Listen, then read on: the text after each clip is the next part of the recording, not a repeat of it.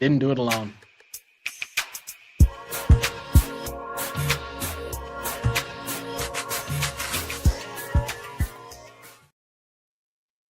All right. It's your dynamic duo here on a Friday night because sometimes work just gets in the way. But it's your boys. It's DK and TJ here with the DK and Tree podcast. Hey, how is everyone doing today? What is going on with everyone? Where you been at? Yeah, you see my boy down there with the low lighting, right? He has the low lighting. So he said he wanted to open it up. So he's going to open it up. So go for it. Look, in case anybody wonders where I've been on this festive holiday season, I've been in the darkness retreat with not Aaron, not the AARP Rogers, but I think his brother. I think he's in here somewhere. I feel like he has a pretty big family because I feel like I get the names mixed up all the time. One day it's Peter, the next day is Eric. I look, I get it mixed up all the time, but nevertheless, because of the team I support, in the fact that their offense stinks so bad that their offensive coordinator got his house egged. Here I am. I'm in a darkness retreat. The service has been amazing. I want to put that out there. It's been amazing. We have downed Jose. I don't even think y'all can see it. Yeah, there you go. Hey, There's you see some Jose. Tish already in the room. She know what week it is.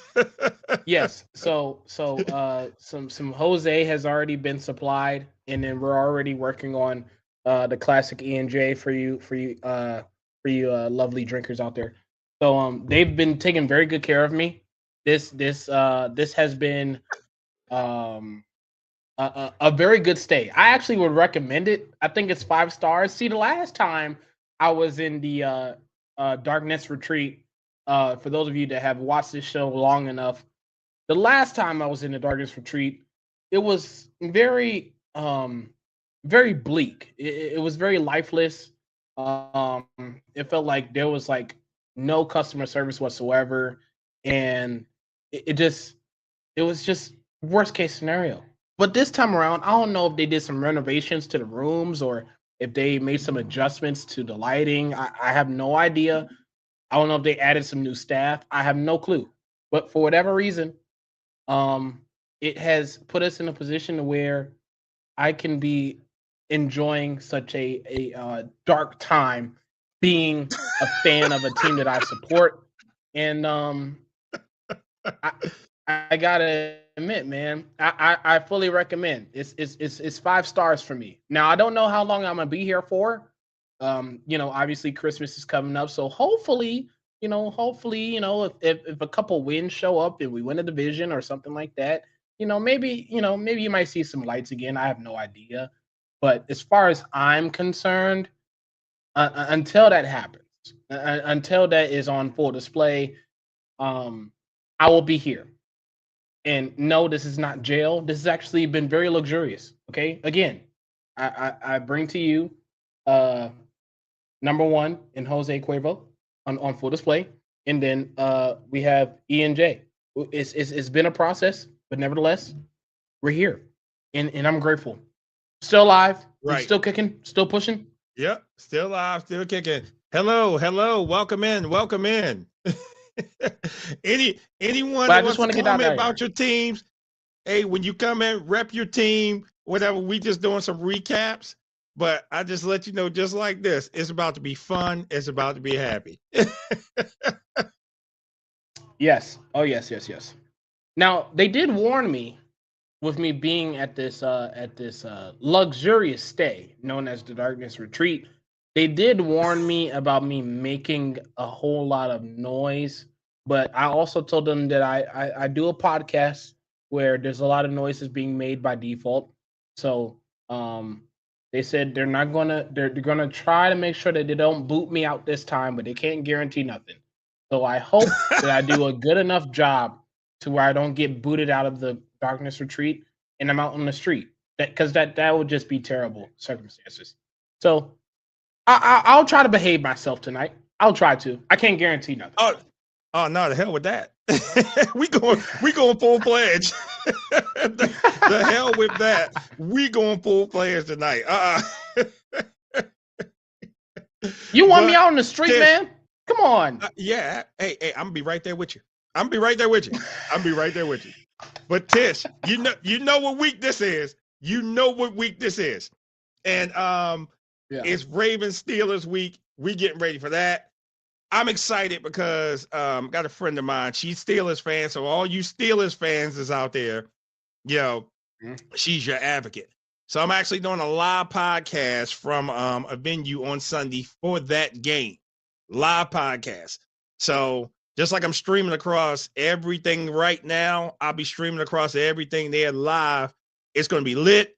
It's going to be on Sunday. Doors open at 11. If you're in Baltimore, 647 West Pratt Street, Ravens, Steelers, come on down, rep your team. Again, your boy going to be on site for a live podcast. TJ will be in with me remotely, but we're going to go from that time, maybe noon, all the way to that game is over. And for some people that do come down there, I do have a little special gift for you for just showing up and just coming out.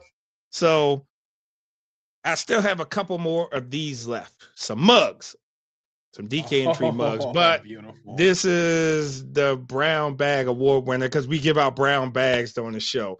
So I do have a couple of these mugs left. I will give them out down there to you, that you're coming out. But I'm excited for this. But I'm definitely excited for this game. I've always been excited for the Ravens and the Steelers because, hey, our rivalry's unmatched. It's always come down. But in TJ's case, he said, they got AARP cards over there for the Steelers. So we got a little bit of problems with that. Everybody's listening on TikTok. Welcome in. So, yeah. So, again, like I said, my boys in Darkness Street, because the Eagles just ain't doing. Look, one of our birds has got to get together. We got two different birds here. We got an eagle and a raven. But one of us birds got to get this together here. But like I said, I am ready for this weekend. I am hyped for this weekend. Listen, it's good. Hey, may the best team win. Somebody gonna be crying on Sunday unless it ends in a tie. And I don't see that happening. You just look at this feathers everywhere. Please don't end in a tie. If it ends in a tie, it's going to be crazy. It's definitely going to be crazy. So, hey, anyone's listening, hey, whatever team you rep, that's what you rep. All right. So where we starting at? Should we start with last night?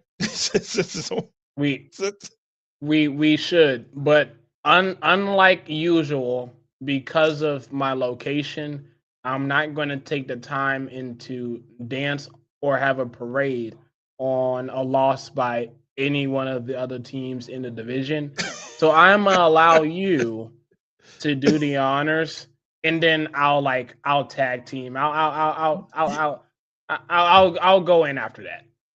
Okay. All right. Any Dallas Cowboys fans on here? Hey, you know I'm coming for you first. I'm coming for Dallas first. But first of all, before I even start about Jerry's World, because that's all this is. It's Jerry's World. Let me say this. If anybody looked at that situation with CeeDee Lamb, I really hope he's okay. Because that looked like it was a concussion. He hit his head, and then you just saw his hands doing like that. That was something that he didn't do. So my prayers are out for him because, again, that head, that is nothing to play with. And, as you've seen, like with these players, they taking shots like that, taking head shots or whatever. That's nothing to play with. Even with Tua, my thing with this, that's nothing to play with. So, yeah, my thoughts and prayers are definitely out with them. But on the flip side of that, let me go ahead and say this. Dan Campbell don't forget nothing. Sure, if you wrong him in any way, he doesn't forget. And the man is kind of vindictive too. I like it. I love it. I love it. I love it. I love it. I do. I love it. Because he don't forget anything. He's like, I'm just gonna beat you up even more. Yeah, I'm gonna just keep scoring on you. Yeah. Even though it's 2 minutes in the game, I'm gonna score another touchdown. I wouldn't care if it's 30 seconds. Yeah, just run up the score. Dan Campbell is vicious. I love the guy. He has a killer instinct. He wants to win that program. The only thing I have a problem with Detroit is this losing record they have on Thanksgiving. They messed up my whole parlay. They did. Yeah, sure. Because Jesus, why can't y'all win on y'all? Y'all are good on a lot of other days. When it comes to Thanksgiving, we'll just get this one away. But Dallas. Oh, I'm sorry. Am I allowed to him Dallas? Or I have to still call him Alice? Hey, look, they've won a couple games. They've beaten us. So yeah, let's do that. Go ahead, give them their just due. Okay. So I get to call him Dallas now because we call him Alice because there was no D in Texas. So Dallas, y'all actually was putting up kind of a good fight. When they got to 19-27, I said, all right, we got something here. This is about to be money. We about to have a fight on our hands. We're about to be good. Hey, we about to have a great game. Oh, nah. Detroit was like, nah, we ain't having this. Here, Amon-Ra St. Brown. Here you go. Take the woodshed to him. And next thing you know, the score is all over. I'm like, wow, that didn't last fast. And just the look on their faces of how they were sitting there like, they was just so defeated on that sideline over there. I'm like, And Dan Campbell, cool as a whistle, he over there chewing his gum. Mm-hmm. And got the little smirk on his face. Said, yeah, we're gonna beat Dallas down even more. And you in our house too? Yeah. They put the woodshed to him. I was like, ooh. After that final score, I was like, oh, this is ugly. Oh, this is ugly. Yeah. If you thought you was gonna go into Detroit and beat them, nah, that wasn't gonna happen. Plays of the games is some of the wide open receivers that they had out there. Now, here's one thing that did concern me that they did say that they observed was that they felt as though Pickens just gave up on the team. Interesting. Is it because you're not getting your way? Is it because you were getting the ball? CD was gone. You were getting the ball. You were getting the ball. So what are you complaining about? What are you upset about? If you're down, you keep playing. You still on that rookie contract. Remember, you trying to get paid. So you play it out to the end. And then it's just not, hey, coach, I'm done. Just sit me on the bench. just sit me on the bench. Just sit me on the bench. So I have a problem. I have a problem with him just giving up because, at least he didn't do Antonio Brown, took his uniform off and just left off the field. So I give him that. Right. But that was just as bad. Yes. That was just as bad. But Detroit, hey, listen, I always ride with y'all until y'all play the Ravens. Okay? I don't have any problem with any team until they play the Ravens. I don't. But Detroit, I ride with them. If it's any city that needs a Super Bowl, it's them. And they deserve it because they built their program up there. But was the game good last night? Yeah. If you was a Detroit fan. Dallas, there's like, like one of my buddies, he had posted the L on his page, like, we lost, this game over. So when I saw it was 19-27, I texted him. I said, dude, it's not over yet. You got this. It's not over yet. Yeah. He didn't want to hear none of that. He was like, nope. This game is over. There's the L. So when the game was over, of course, he posted right under my post. He was like, I told you. I was trying to give you some credit, man. I was trying to give you some credit. Now, but we all know what Dallas' problem is. It's called Jerry Jones. That is what Dallas' problem is. Now, if any Dallas fan in here want to refute that, please let me know. But go ahead. No, I was just going to say that in defense of George Pickens specifically, it was literally just a couple weeks in a row where he was playing like he was a top 5 wide receiver in the entire league. let alone in the division, let alone in the conference, the entire league. George Pickens, yes. So, in fairness to what happened as far as how he conducted himself last night, not everybody is going to be the same every single week. We all know this. Maybe that was just his off week. Now, the only reason why there's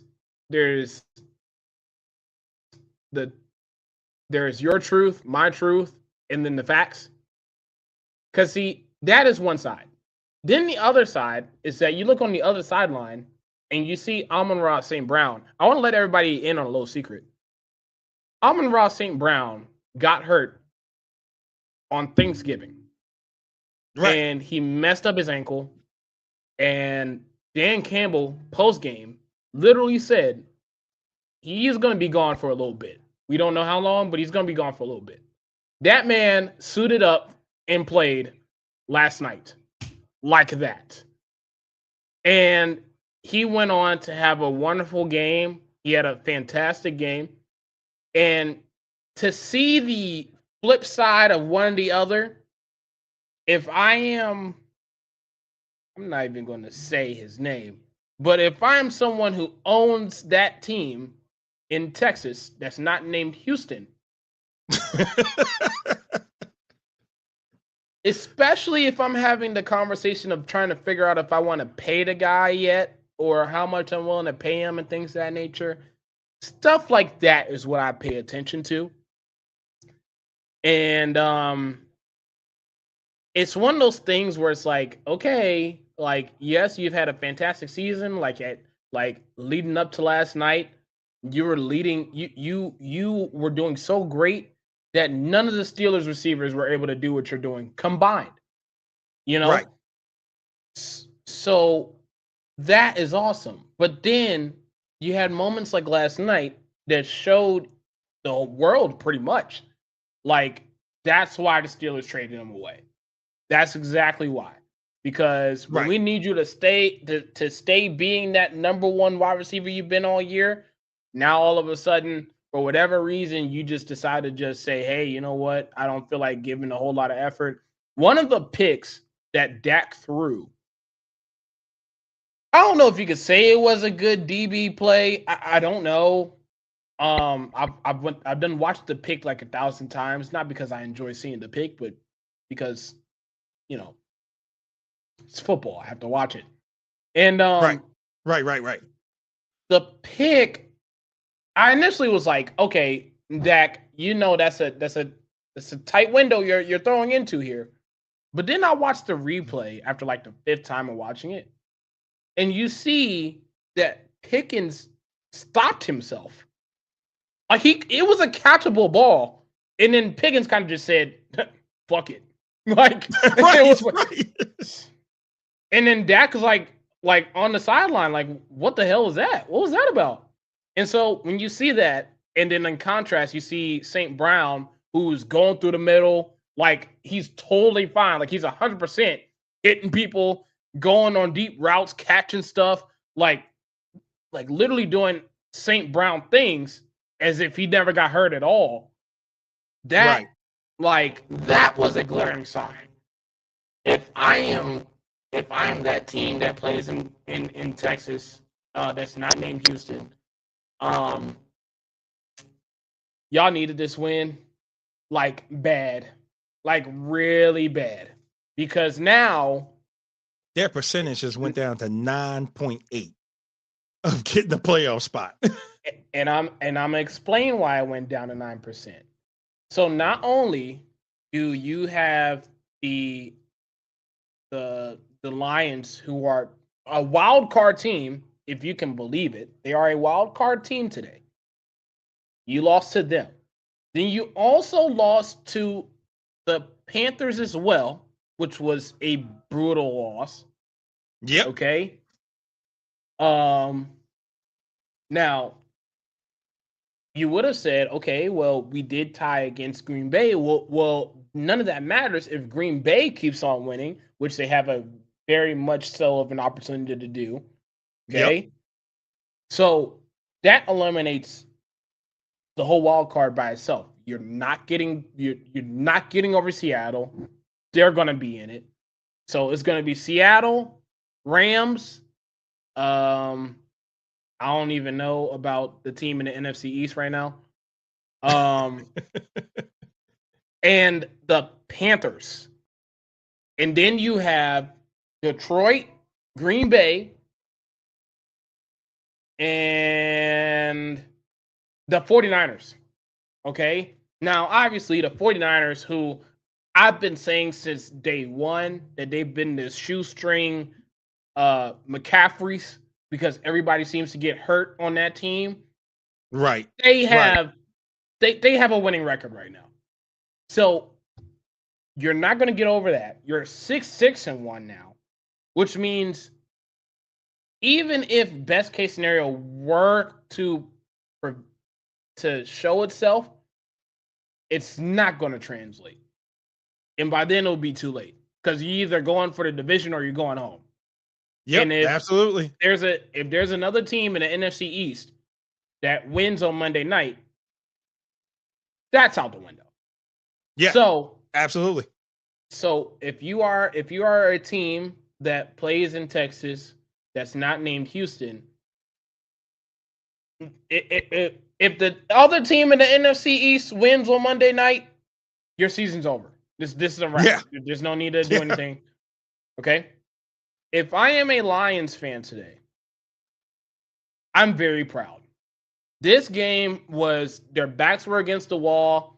We saw how they played on Thanksgiving, which, by the way, after watching it back, they didn't play terrible. It's just that when they lost St. Brown, it wasn't the same as an offense, which was brutal. Okay? So you had your backs against the wall at home Thursday night against a team, might I add, that the last time y'all played each other, and this is where you bringing up Dan Campbell is a very good point. Because the last time they played each other, Dak, I think the Cowboys beat them. And post-game, Dak was talking shit. He was like, we lit their ass up, and we would do it again. And then the reporter asked if they can quote him on it. He smiled and said, yeah, sure. And I think Dan Campbell had that replaying in the film sessions all week long. All week long, yep. And that applied. Yeah. Oh, bro, and I love it. I really He's do. vindictive. So, and they had every right to, because that's the thing about Detroit this season. They have been on and off. If the defense is playing well, the offense struggles. If the defense is ass, then all of a sudden the offense putting up a lot of points. There's no balance. So they had every right, and I wouldn't say it would be understandable, but we would have understood if they found a way to lose this game last night. But yeah, absolutely. But there's a guy by the name of Jahmyr Gibbs, who, by the way, not even 24 yet. Technically, I'm older than the guy, and he has more touchdowns. He's tied for the most touchdowns before turning my age with Barry Sanders. I want to make sure that I make that very, very clear. Barry Sanders, arguably the greatest running back ever touched a football, is tied with Jahmyr Gibbs, who's not even 24 as far as touchdowns are concerned. Jahmyr Gibbs. Crazy. Barry Sanders. Crazy. Yeah. So, crazy. With that being said, right, if I am a Detroit fan, I'm extremely excited, but I'm also very concerned because if this was any other season, they would have been fine. But you just so happen to be in the same division that has the Green Bay Packers, who have a winning record and have won and have swept you in both games already. You ain't getting past them. Then you got the number one seed in the entire conference in Chicago. Bears. Wait. Let's say this again. The Chicago Bears is the number one seed in the conference. I'm going to stop myself on that one right there. The Chicago Bears. That Again, is ridiculous. It's not any knock against Chicago. They earned it. They have went out there and fought and earned that. So your division, no knock on Chicago. No, but your division has the number 1 seed in the entire conference, and Green Bay that's already swept you. So yes, you are excited that you feel like you have a chance, but you better hope to God that some of these teams lose. And I mean like lose. Because the 49ers have like the easiest schedule known to mankind. Okay? Like Pittsburgh has lost all those games. Oh, my bad. I'm just throwing shots. Okay. I'm throwing shade. Okay. Totally fine. All right. The 49ers have the easiest schedule known to mankind. I think they play like you and me the next couple weeks. So it don't even matter what's going on with San Francisco. It doesn't matter how many people is on injured reserve for them. Okay? Then you have Seattle that you're not catching. You have, let me see, have Green Bay that you're not catching. And you're not winning the division. You're not winning the division. That is out the window. That's out the question. I don't care if the Bears and Packers within the next couple weeks end in a tie for both games. It's not happening. Okay? Right. So you better hope and pray that somebody that plays San Francisco is able to cause them to lose a couple of these games coming up. That's all that you're banking on. Because the Packers, even though they're inconsistent, they have a winning record. They can afford to lose a game or two. They already swept you. They're not worried about you. Right. Chicago, bruh, I mean, Chicago's the number 1 seed in the NFC today. Chicago. So Chicago. You make of that Chicago. You're not catching that. You're not catching that. So you better hope and pray that San Francisco drops a game or two to one of these Titans. I think the Saints is after them. Like, you better hope that they play upset. Stop. It's that team in the NFC South. Remember? That team in the NFC South. Oh, no. Oh, no. Oh, you know what? I should have said this at the beginning. I'm no longer censoring them because the only thing that needs to be censored is that's residing in Pennsylvania. So as far as I'm concerned, this darkness retreat, that's the only thing that's getting censored until I get out. Wait a minute. Well, it's 2 teams in Pennsylvania then. You said one of them already. One of them already. So it's the other one. 2 teams. What do you mean what? What do you mean what? Yeah. Okay. Y'all have lost the last 5 of what? 6? Something like that? 5 or 6, yeah. Correct. 5 or 6? Mm-hmm.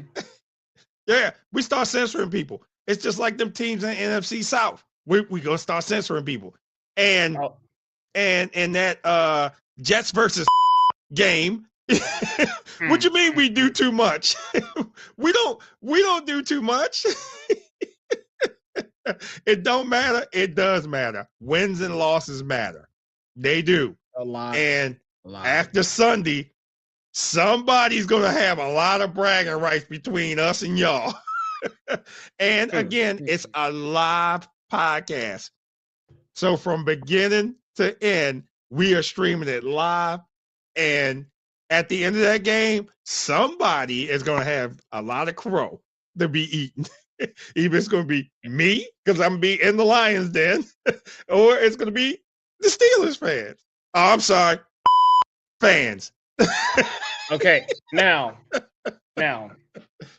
let's shift to that game because Tish, I don't know if you've been watching football lately.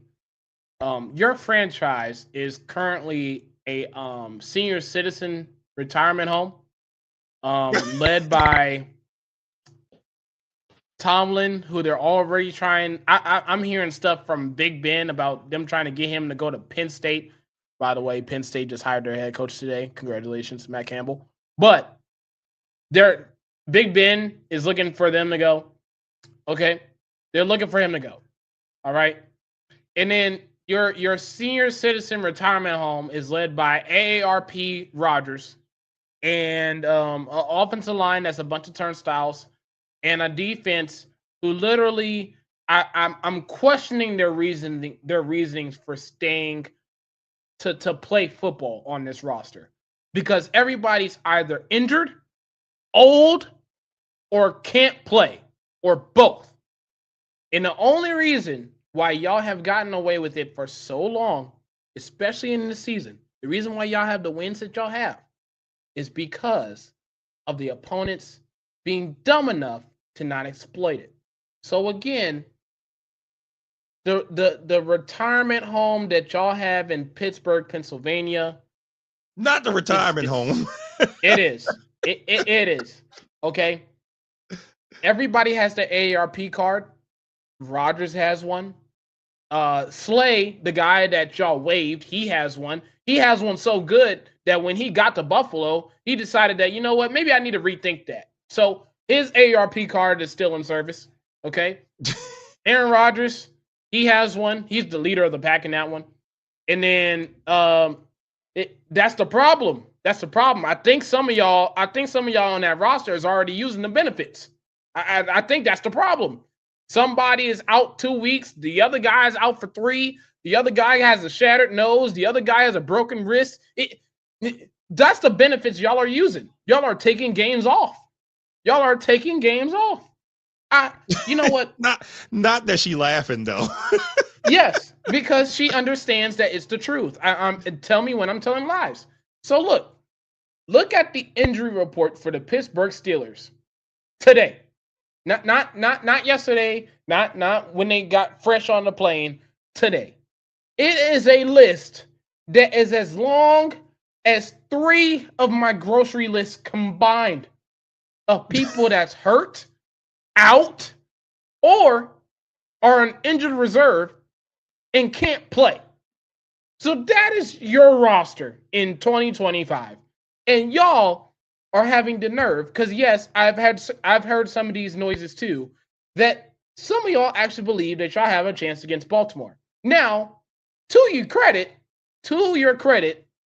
for whatever reason, when y'all play Baltimore, when y'all play each other, y'all act like points are at a premium all the time. I haven't seen a game between y'all where it's been like 35-30. It's never happened. I don't know why. I don't know what it is about that. But when y'all play against each other, it is a smash mouth. You know, somebody's going to get hurt. Somebody's going to get knocked out. And the final score is going to be like 16-13. That's just how y'all play. So that is the only advantage that y'all have. I want y'all to think about that. It's the only advantage that y'all have. If Lamar in that offense with Derrick Henry decides to have fun running the football on y'all, which, by the way, another team in Buffalo just this past weekend showed that they can do against y'all. Okay? That don't run the ball. That does not run the ball. That's not even in their DNA. Not at all. Okay? Y'all are going up against that rushing offense. You know they're going to run the football. And you know what? The fact that y'all struggled the way y'all did in Buffalo was nasty. Not going to lie. It was nasty. Okay? So I just want to get this out the way now so that way no one's surprised or concerned. If you are a Steelers fan and you're watching this and you're hearing this, I want you to be prepared for this ahead of time so you're not surprised, okay? The Steelers are not winning this game, and it may not be remotely close. And honestly, we should stop. Josh. We should stop allowing old people getting beat up on a weekly basis for the whole world to see. We should not do that. We should not do that. It in society, it's not legal to do. So we shouldn't do that in the NFL. I completely stand by that. And because of y'all owning a retirement home in Pittsburgh, Pennsylvania, I don't feel like it's necessary for y'all to even play this game. Okay? Quit telling those fairy tales. Oh my God. You can call him what you want. You can call him what you want. Cameron Hayward is in front of the podium talking about how he got need. Let me ask y'all something. How much She do said y'all we think winning. that? No, Tish. This is what y'all gonna win. The Brown Bag Award. That's Oh what you're gonna yes. win. You're gonna win that one. Y'all gonna win that one. Cam Hayward, who, by the way, also has an AARP card, might I mention, went to the post game after they got obliterated in the run game and proceeded to say that his frustration with Josh Allen was because he got need. Now, look, I understand we're all human beings. Certain things hurt, other things don't feel good. I got it 1000%. Would y'all like to take a guess on how much Cameron Hayward weighs? You know what? 330? 3. He is 315 pounds, ladies and gentlemen.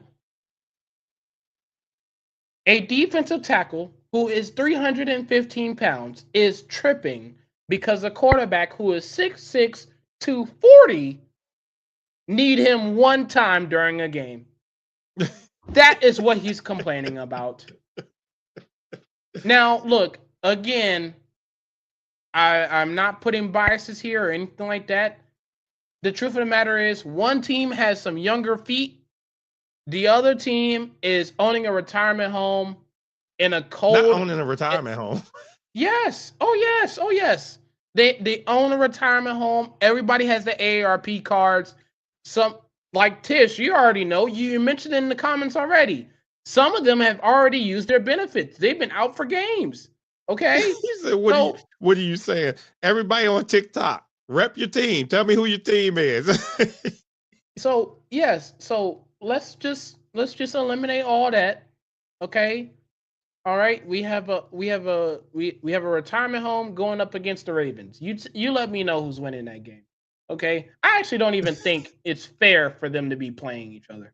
I really don't. It's not right. You don't beat up old people for the whole world to see. You don't do that. You don't do that. Yeah, Buffalo did that. Yeah. Buffalo, come on. Buffalo did that. And it wasn't even remotely close. In the beginning, I said, oh, okay, they hold them down. And Buffalo said, okay, we're going to see. Yeah, that's elder abuse. I'm just saying. The only thing that's keeping them from actually showing themselves as a true retirement home is that there isn't a bad smell in Pittsburgh. There isn't there's not people walking in canes or walking around with jail food given out to everybody.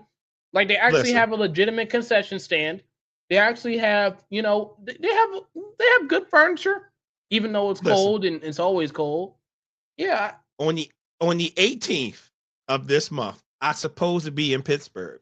On the 18th of this month, I'm supposed to be in Pittsburgh. Once we win this game, and on the 18th, I'm going to be in Pittsburgh, I'm damn sure wearing this up there. I'm about to start a riot. And I'm going to find that Franco Harris statue like I did the last time I was up there in the airport and take a picture right in front of him with a whole bunch of Ravens gear. Yeah, I am starting. Okay. Look, it is on. The war is on. And then we got to do this one more time at the end of the season. But this time we're coming to Pittsburgh and it's going to be the same result. It ain't going to be no different. This is y'all get Mike Tomlin out of town retirement tour. That's what this is for you all. Yeah, and unlike some teams in the NBA, you actually might be able to complete it. You might be able to actually complete it. You might. Bring that butt here. I ain't scared to go anywhere. Yeah, I'm just Tish. I'm trying to tell y'all, and you know what? I want to talk about this too, real fast. Y'all. Are y'all sure y'all future gonna be all right? Cause let me let y'all in a little secret.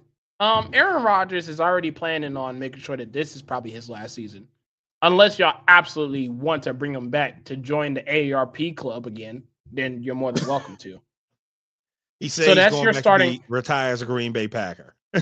Okay, so unless you believe that Mason Rudolph is going to save the day, that's not happening. Okay, so you're probably wondering, okay, well, we're probably going to get a solid pick. We're going to get a quarterback, and well, I want to let you in on a little secret too. Outside of maybe 2 quarterbacks in college, everybody else stinks. So, Wait. Hold that thought real fast. Let me jump on this one. Y'all had a chance to get Shedeur Sanders. You can go ahead. okay. So didn't they have the like 19th pick, something like that? Yes. 19 yes. or 21st pick? Yes. You had an opportunity to get Shedeur Sanders. Yes. That's all I'm saying. So, okay, you're questionable at quarterback. All right. Now, depending on how the season's going to go, you're going to draft in the teens, I'm pretty sure. You might miss the playoffs. I don't know. Probably. Okay. The draft is not looking nice unless you're getting an offensive lineman, which y'all do need. Okay. Outside of the question marks on offense, I ain't even go to defense. Just the offense alone. The real question is, do y'all really think that y'all going to have a bright future without Mike Tomlin being your head coach? Because the thing is that the way it's looking right now, the AARP club in the retirement home is not it. It's just not. It not never the has. AARP club. it never has. It never will. Okay. And Tish, I understand that you are living in a world where you are very optimistic. I get it. I really do. But that's not happening. Okay. It didn't happen last year. It didn't happen the year before that. It didn't happen the year before that. It didn't happen the year before that. It didn't happen the year before that. It didn't happen the year before that. It didn't happen the year before that. It didn't happen the year before that. It didn't happen the year before that. Actually, I got one more for you. Let me see. It didn't happen a year before that either. The last time that this team has been in the Super Bowl was 2010. And y'all lost that one, by the way. It's the last time. You going back too far, sucker. It's the last time. So, I'll tell you again, that's not happening. The real question is what do you do about your future? Because if y'all really think that Mike Tomlin needs to be let go so that way y'all can just sit up there and be like, oh, we need some fresh new blood. This is the conversation I've always said, and I'll continue to say it. I'll continue to make this point. If you decide to get rid of your head coach, who do you get to replace him? Because I'll tell you right now, there is not a whole lot of head coaches available today that will replace Mike Tomlin on his worst day. Wait a minute. We talked about this earlier. Hold on. There's a guy by the name of Mike McCarthy that's still out there. Oh, see, okay. All right. I do want to get on you for this real quick. I didn't want to say JG. I didn't want to say him at all. Okay. Wait a minute. No. JG, and let me hit the censor for him. Yeah, we're not gonna talk about him. Okay. I want to give you all the backstory real quick of why he almost gave me a nightmare before I showed up on this show. So we talked earlier today, and we were discussing the Steelers. Why? Because the Steelers Ravens, okay? And obviously Big Ben and James Harrison were poking fun at Tomlin, telling him he needed to go to Penn State and all this other stuff. Cool. And he said, you know what they should, you want to know who they should hire?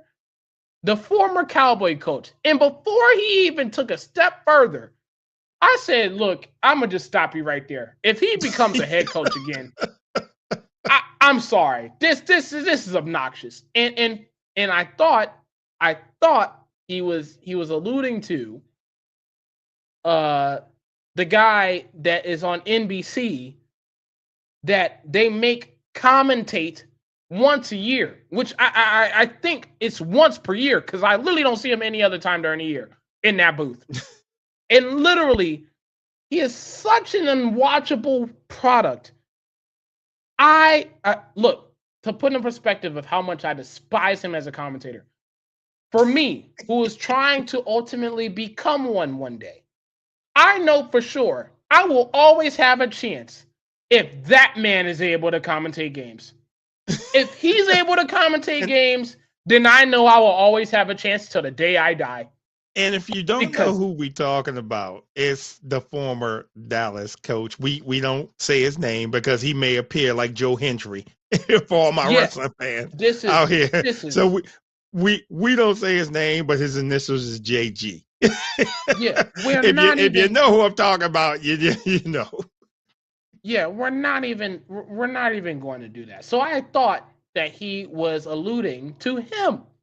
And I said, look, if I can't stand him on television, I damn sure can't stand him being on the sideline. This can't work. This can't work. Then he stopped me and he said, no. I'm talking about McCarthy. And I said, actually, that's not a bad idea. If you get McCarthy in there, you get whatever rookie that he decides to pick, okay? Have whoever the defensive coordinator is take care of the defense, whatever they need as far as the defense is concerned, have that get figured out. Have him figure out the offense. He's shown in Dallas that he's a very good play caller. You may not like his time management, but he did win quite a bit in Dallas, and he also was very productive as far as his offense is concerned.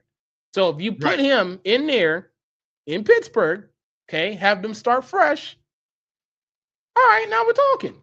But chances are the Pittsburgh retirement home that I am aware of and I know they're not going to do that. The Pittsburgh retirement home. Yeah.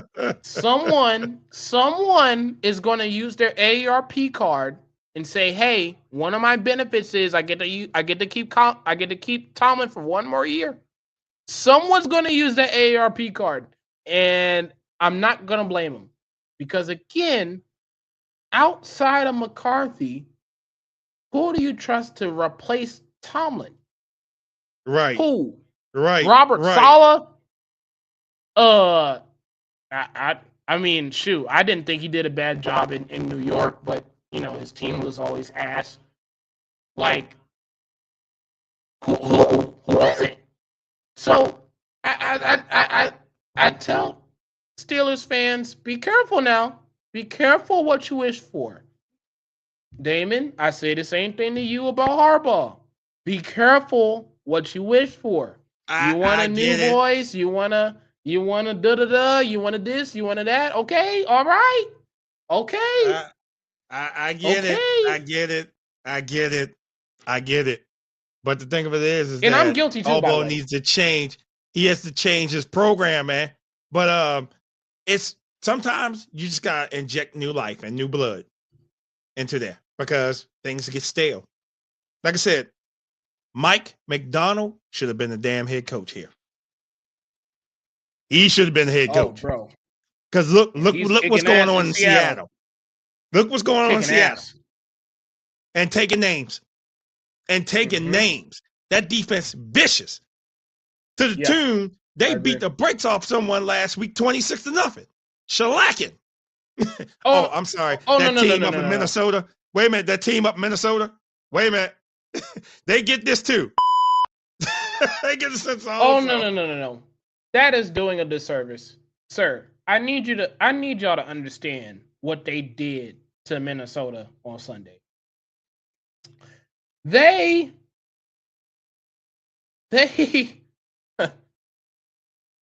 played a game where the quarterback threw more passes to the Seattle defense for a touchdown than Justin Jefferson had for catches, period.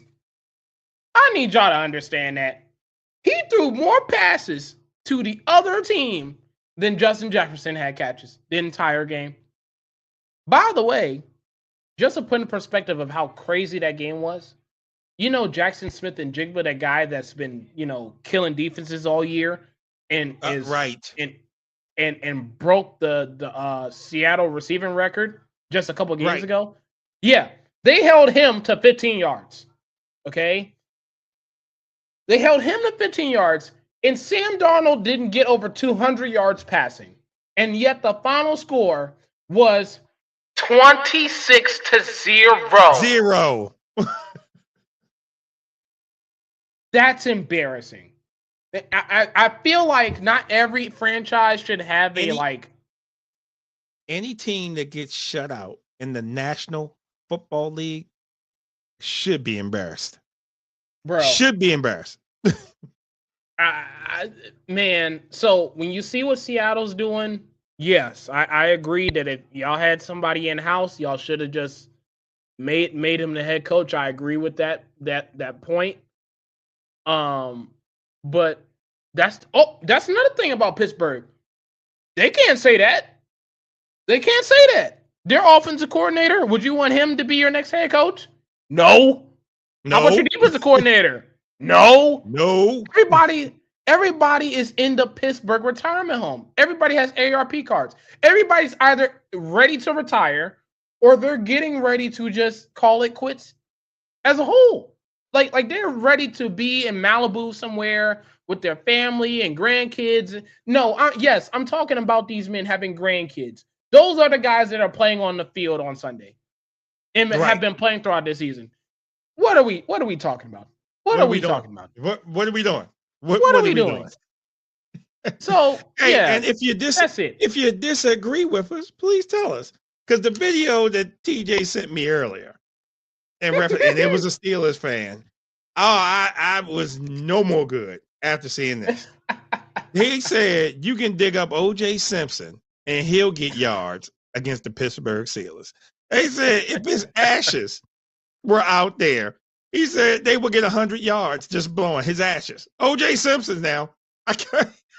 Oh my God, bro. That was nuts. But okay, I love you say you disagree, Tish. So okay, who in that organization could take over as head coach? Because you say you disagree.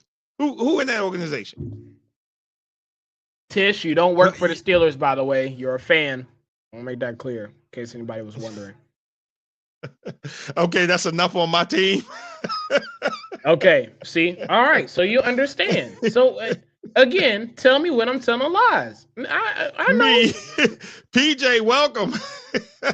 Yeah, everybody on TikTok, welcome also.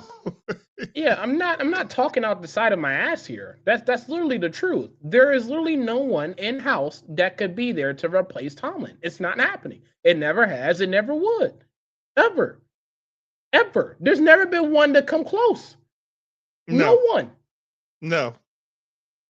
So that's the real question about the retirement home in Pittsburgh is your future is looking very, very bleak because look, I don't know what y'all do. I don't know Smells what y'all like do. DJ.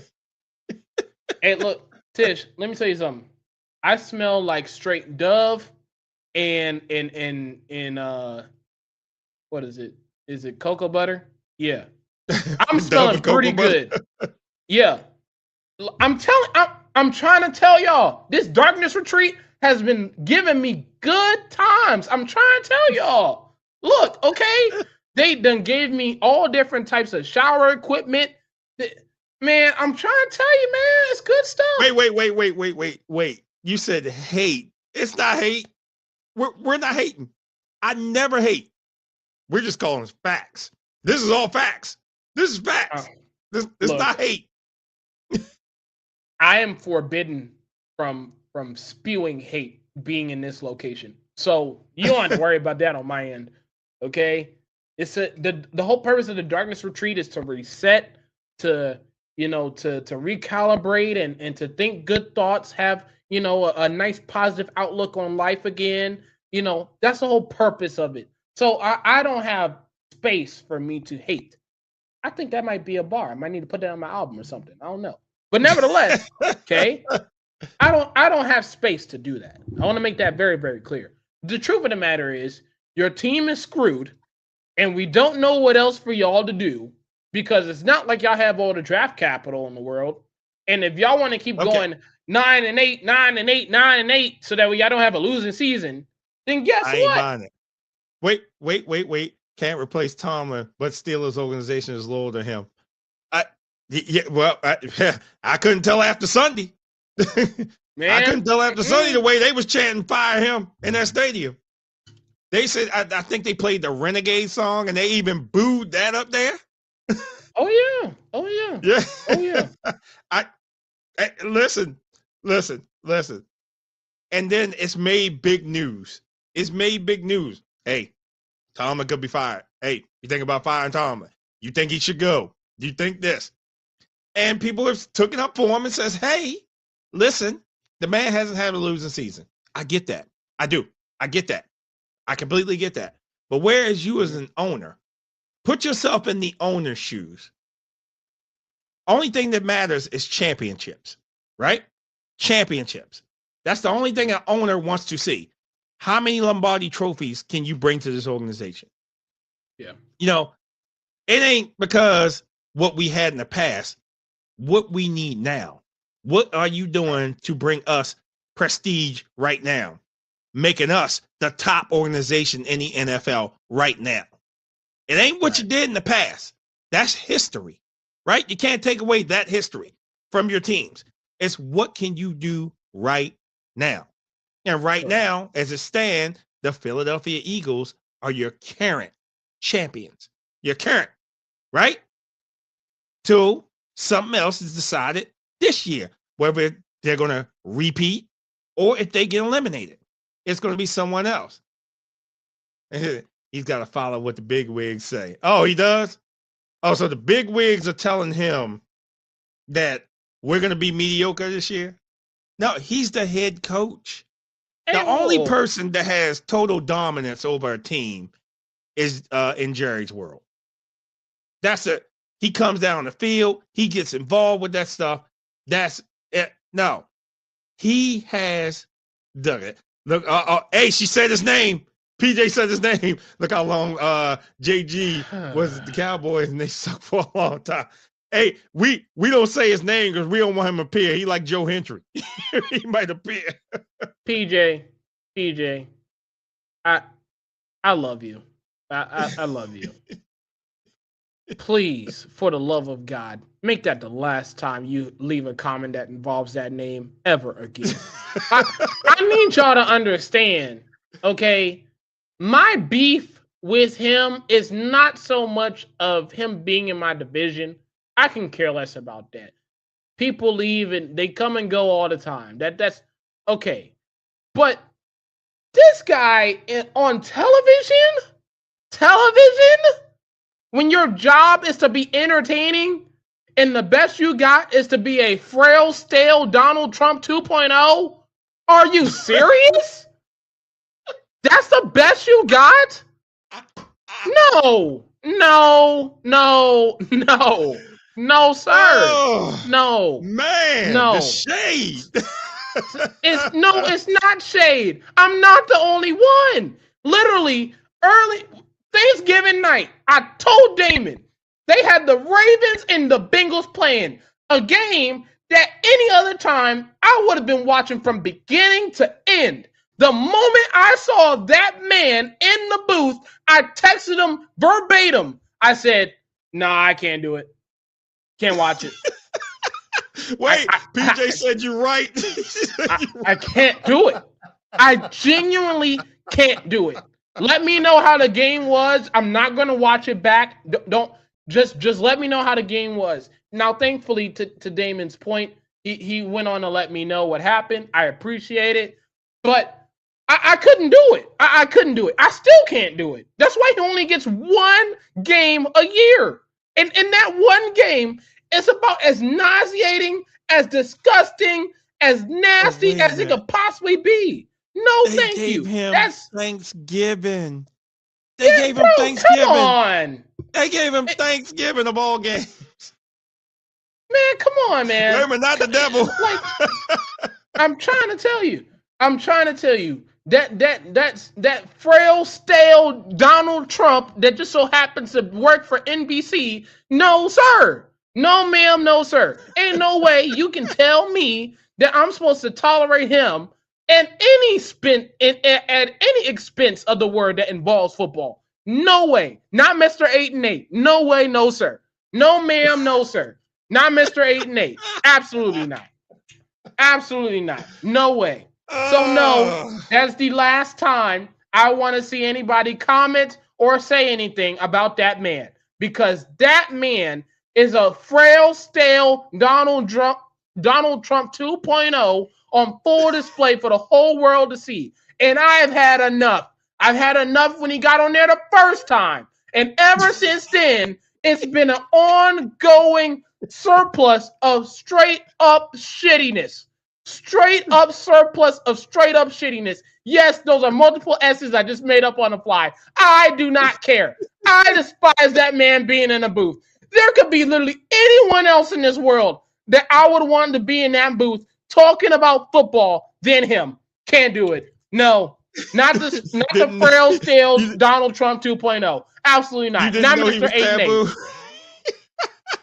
Not Mr. 8-8. No, sir. No, sir. No, sir. Oh my God. Oh my God. Hilarious. Hilarious. I just want to make sure everybody understands my stance on this. This is not from a sake of hate. I'm literally in a location where I'm not allowed to do such a thing. This is just purely facts. I cannot watch that man talk about football, and he has experience doing the thing. No, not Mr. 8-8. No, sir. No, ma'am. No, sir. No. Yeah, cut this.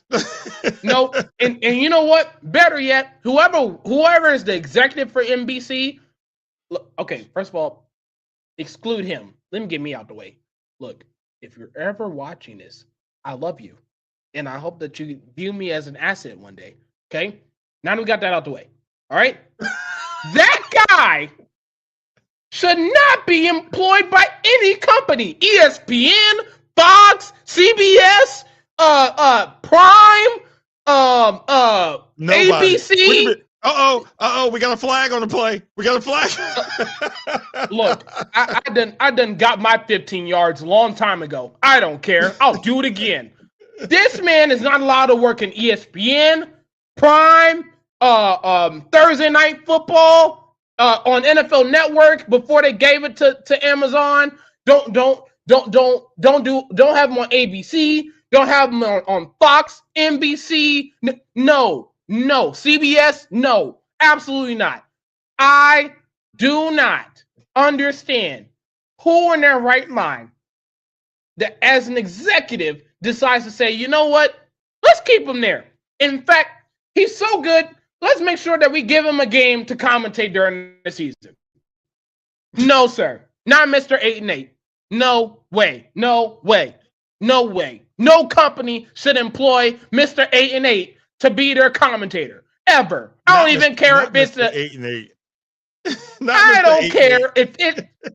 don't care if it's the Jets and the Bengals with both backup quarterbacks. You better not let him commentate that game. I don't care who's on the field. The answer is no. He should be exiled from talking football in a booth. That is not allowed. Not allowed. I swear to God. The mic has been dropped. So, I say that. Wait a minute. What's his name again? We don't say his name. Tish, as a fan of the Pittsburgh retirement home, I suggest you stop. That's enough.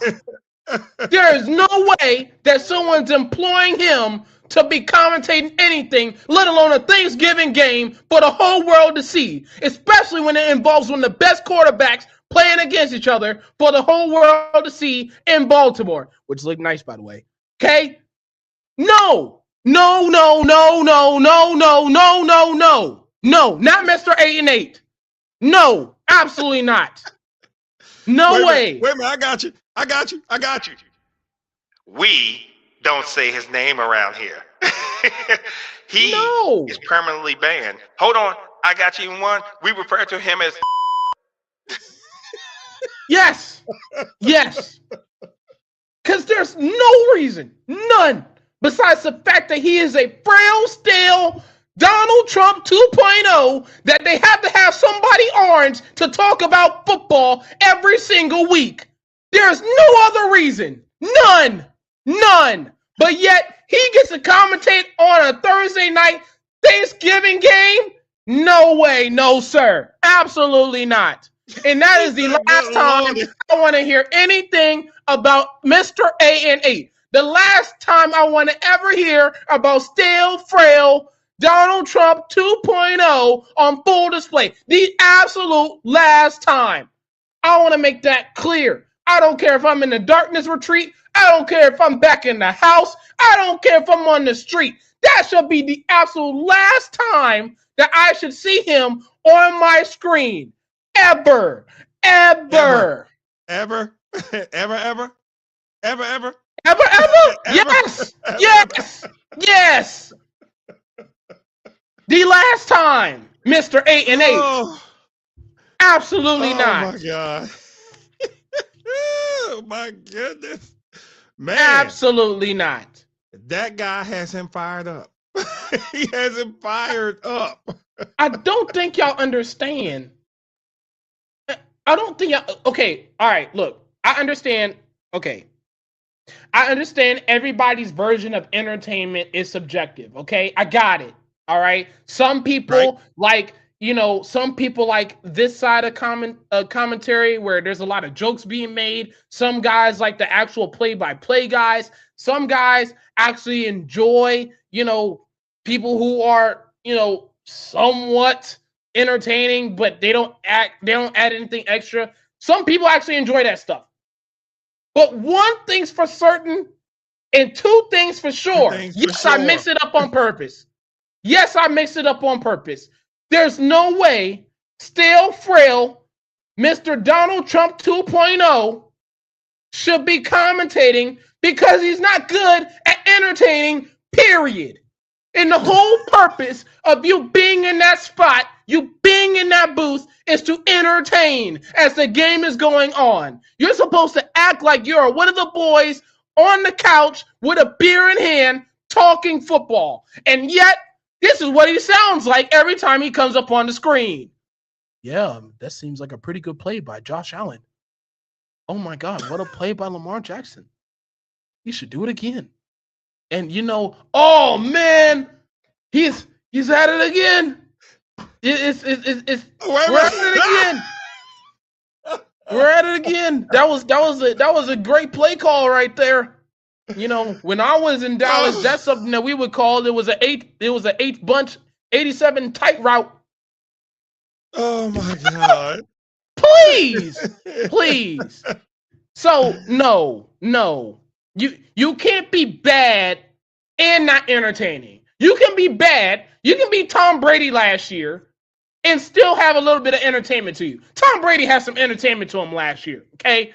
Not many people want to admit it, but he had a little bit of entertainment to him last year. He just couldn't say shit because they literally mandated in his contract that he couldn't go to certain teams because he was a minority owner of one of the worst franchises in the entire NFL, which I thought was stupid to begin with, but they decided to do it anyway. Now this year, when you hear Tom Brady, he actually sounds like he's enjoying himself, having a good old time. He's actually kind of entertaining. You cannot say the same thing about Mr. 8 and 8, stale, frail, Donald Trump 2.0, and Mr.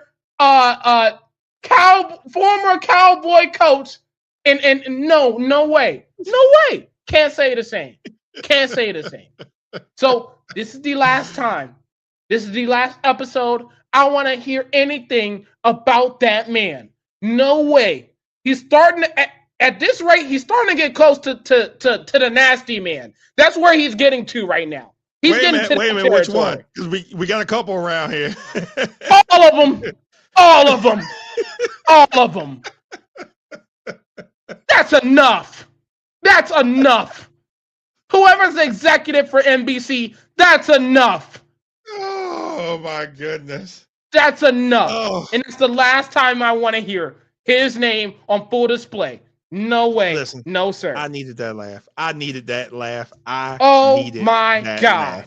I definitely needed that laugh. Man. I definitely needed that laugh. I cringe when I hear what Russell Wilson would sound like. Oh God. Yes. Actually, PJ, that's a perfect example. Just imagine Russell Wilson being in the booth and all you hear whenever the Steelers play is, here we go. Or every time he has to sit up there and commentate a Broncos game, all you got to hear is, let's ride. What are we doing? What are we doing?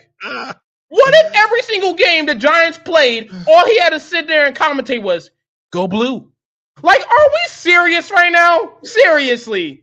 That's who we're paying money, millions of dollars for people to commentate for the whole world to see. Are we serious? Be serious. Be serious. No. No. That's enough. That's enough. That's enough. My toenail could have put a more entertaining product on Thanksgiving night than he did. My toenail. And those things get cut routinely. Oh, Mr. 8-8. No way, no sir. I don't even care about nothing else we gotta talk about. I don't even care about nothing else. That is ridiculous. The fact that people feel the need out of everything, out of everyone that's ever worked in that industry, that he's the one that has to commentate. Why could it be Collinsworth's son? What? It could have been anyone else. Hell, Tirico could have called the game by himself. Wait a minute. Like Cosby by NBC. Yeah, we probably would have had a lot more better entertainment. I'm just saying. That's enough. That's enough. No one should be allowing him to be in front of a camera and actually be on live television for the whole world to see. No way. No way. No. And you know what? Now that I got that off my chest, I would like to talk to my lovely Eagles fans. Let's talk about the Eagles real quick. Go for it. Since I'm at it right now. Okay. Now, number one, for all of those people on the outside who's like, oh my God, y'all are 8-4. Y'all are so dramatic. Every single loss is such a big deal. What is the problem? I want to let y'all in on a little secret. If you have a Super Bowl MVP at quarterback, if you have a running back who rushed for 2,000 yards last year, if you have a wide receiver who had 1,000 yards for 3 years in a row since he's joined the team, if you have another wide receiver who's had 1,000 yards since he's been in the league, if you have another tight end who gets 800 yards receiving, if you have arguably one of the best offensive lines, in the entire NFL, okay, in a defense that was so great that everybody thought that they should have won MVP because of how many times they kept sacking Mahomes over and over and over and over and over again. That is the team that presided itself last year.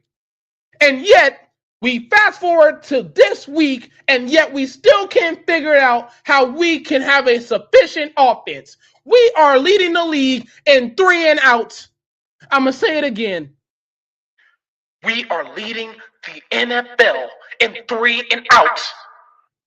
And you expect for us to just be singing Kumbaya and everything's going to be okay. Absolutely not. No way, no sir. No way. Our offensive coordinator, who's acting like he's Brian Johnson 2.0, just someone who's play calling like he's a hidden terrorist that nobody know about, okay? Every single play call is about as predictable as it can be. Now, in fairness, Brian Johnson was much worse because on a 3rd and 18, he'll call a screen pass to the wide receiver and only get 2 yards that he lost. So instead, it'll be 4th and 20 that they have to punt from. Right. But in Patillo's case, it's 3 and out, and 3 and out, and 3 and out, and 3 and out. and 3 and out, then hope and pray the Lord Jesus Christ himself is able to give some life to the defense and the defense gets a stop. Then there's another 3 and out. Then there's a 3 and out again. Then there's a 3 and out again. And yet, here we are, and I'm having people tell me, well, y'all are 8-4. Y'all should be fine. It's okay. No. It's not okay. It's not okay. Somebody's going in that locker room and they're telling it. It's really messing with their game big time. Yeah. And they're not telling it. Yeah. Yeah, it is. There's something going on in there. It truly is. Because now, I'm gonna go back to the Dallas game for a second. I'm gonna go back. Yes. How you dominate a whole first quarter and then you come out second quarter and don't score 1 point. Not 1 point. Not one. Not one. There's no way y'all should have lost that game. None. No way y'all should have lost that game. And again, okay? We are talking about a franchise who has found a way to make sure that every possession is a 3 and out. I need y'all to understand that. How many? You know what? Okay, let me simplify this for everybody to understand here. This, on average, every offense in the NFL gets around 30 to 35 possessions a game. Okay, yep. Good or bad or indifferent, they get around 30 to 35 on average. We are leading the league in almost every single possession being a 3 and out. I need y'all to understand that. That is absurd. Now, for context, okay, now that offensive line I was talking about is not healthy, all right? I get that. And that's why the running game sucks. I get that. But for the love of God, why in the hell on 1st and 10 do we see Saquon Barkley running up behind that offensive line that is heavily injured, that has me and you blocking for Jalen Hurts and Saquon Barkley? Why are you running it 1st and 10, 2nd and 10? Why? Why? I watched the Bears game, unfortunately. I had to watch the game back because I missed it when it went live. I watched it back. The amount of times the offensive linemen were sitting up there doing, oh, there was somebody in front of me. Oops, my bad. Over and over and over again. That was all game long. All game long. And yet, we could have beat that team. That is the number 1 seed in the NFC. But no. We had to go 3 and out again. We're probably in the midst of this podcast right now. They're not even on the field. They went out 3 and out again. That's how bad it is. But yet, we're supposed to sing Kumbaya because we're 8-4. I want to let y'all in a little secret. Remember those playoff teams I was talking about earlier? Yeah. As of this second, today, let's see how many teams would the Eagles beat today. Let's see. Right. The Bears. Right.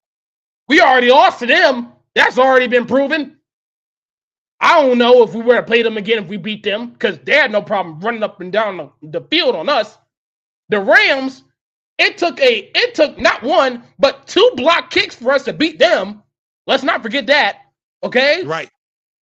The Packers, okay, we beat them, but they're inconsistent as hell, so we might have a chance at them. That's cool. Whatever. Seattle has arguably one of the best offenses in the entire NFL, led by Sam Darnold, who, even though he can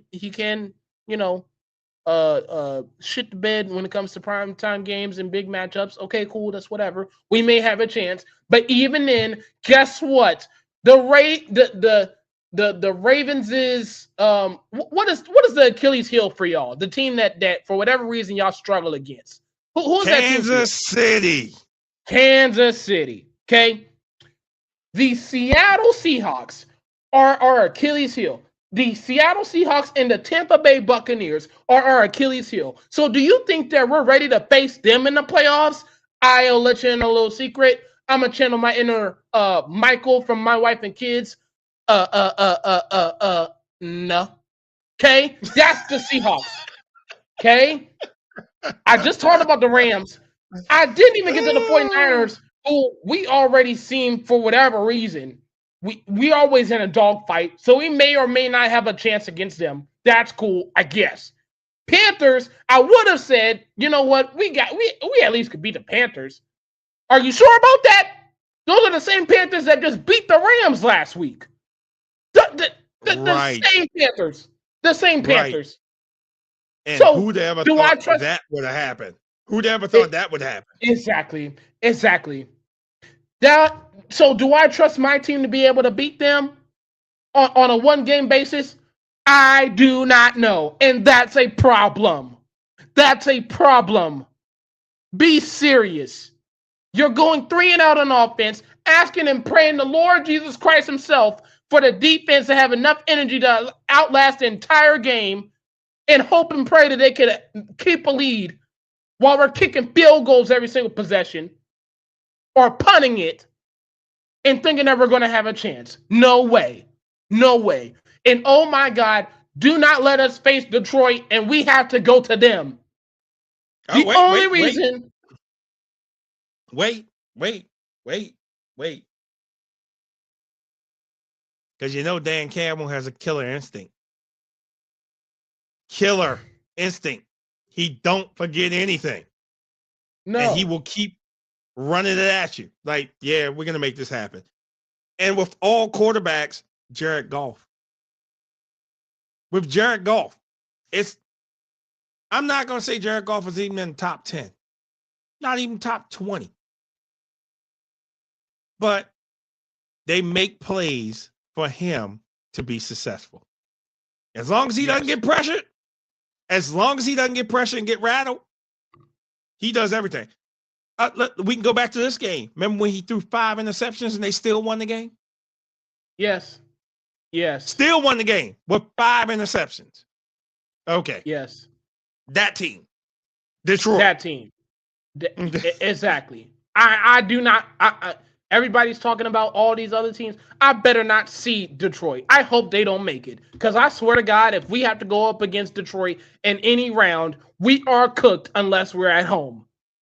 That's the best shot, is that we're at home and Jared Goff is sitting up there shivering like he don't know what to do, like he's Tua 2.0 in the cold with 2 gloves. That's the only chance we have. So, no, we're not happy. No, this is not okay. No, this is not acceptable. And you know what? What makes matters worse, I keep talking about these injuries. We literally have an injury that we have to deal with, and Lord knows how long that's going to be. And Jalen Carter, who decided to get surgery on not just one shoulder, but both. During the regular season. Now, look. Now, again, if this was week 5, if this was week 8, and he did that, okay, cool. Hey, look, at least we get you back before the season's over. We can get you into the playoffs. Okay, cool. We're good. We're going to be flying on all cylinders. We'll try to make it work. We might lose a couple games. Cool, whatever. Both shoulders. So you're going to be out on Monday. Which, by the way, I want to let y'all in a little secret. He is our only defensive presence on the front line that's actually going to do anything against a Chargers offensive line that is blocking, led by me and Damon all over the map. And he's not playing in that game. He's not playing in that game. And look, I thought for sure, okay, if Herbert has a broken hand, he can't do anything with a broken hand, especially if it's his throwing hand, which that is the case. We're going to be fine. The problem is, apparently the dude is made from fucking Cyborg off of Teen Titans, and his hand is fine just enough to play us on Monday. So no, we don't even have to worry about having to see Trey Lance. Instead, we still got to see Justin Herbert. And I'm pretty sure with us not having to get any pressure on him, he's going to light us up like a Christmas tree. Like the Christmas tree I just posted on my Instagram just 2 days ago. That is exactly how Justin Herbert is going to treat our defense. because we got no pressure. We got Dory Jackson, who is 35,000 years old, trying to cover your number one wide receiver, getting cooked on every single route on the route tree, and we're literally hoping and praying that either the ball is inaccurate or literally there's enough pressure to where he could actually get involved in the play. And in case you're wondering why that is not a good idea, because anytime he gets involved in the play, it's a fucking pass interference. It never fails. It never fails. So no, nothing about this is okay. Nothing about this is acceptable. And I swear to God, if our offense is led by Saquon running up the middle with an offensive line that is led by me and Damon being the entire offensive line blocking for him, we are going to lose on Monday night, which would mean that we would go from whatever it was in 1 to now we're 8-5. Do you really want to have this conversation with me today? I do not think so. Enough's enough. Enough's enough. We are trash. I'm not in this darkness retreat by accident. I'm not in this darkness retreat by accident. I swear to God. This is not by happenstance. I swear to God it's not. This is the byproduct of a team that doesn't know how to function on offense. And in result, the defense has to keep saving its ass over and over and over and over and over again. No way. No way. No.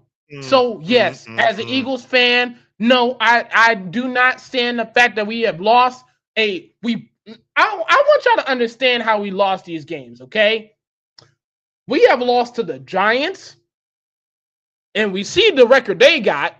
Hell, their season's going so bad, they can't even get a kicker to kick the football, okay? That's what we lost to, okay?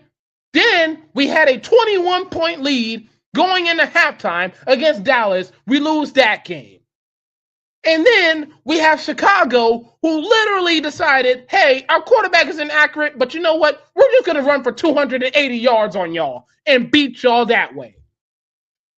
So no, this is unacceptable. And no, this is not going to keep being tolerated. And the only number one question I have is, Mr. Nick Sirianni, I am going to give you a pass because you have brought us a Super Bowl championship. That is the one thing that we can say is not easy to do. You helped eliminate a three-peat in Kansas City going down, okay? Oh, man, thank you, Jesus. Okay?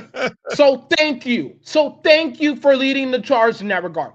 However, you got into the NFL being an offensive coordinator for the Indianapolis Colts. And then you became an offensive coordinator. No, I'm sorry. You went from offensive coordinator. Then when you got to be a head coach for us, you started calling the offensive plays. And then you realized you were shitty at doing that. So you gave the play calling to somebody else. And then the following year, we stunk.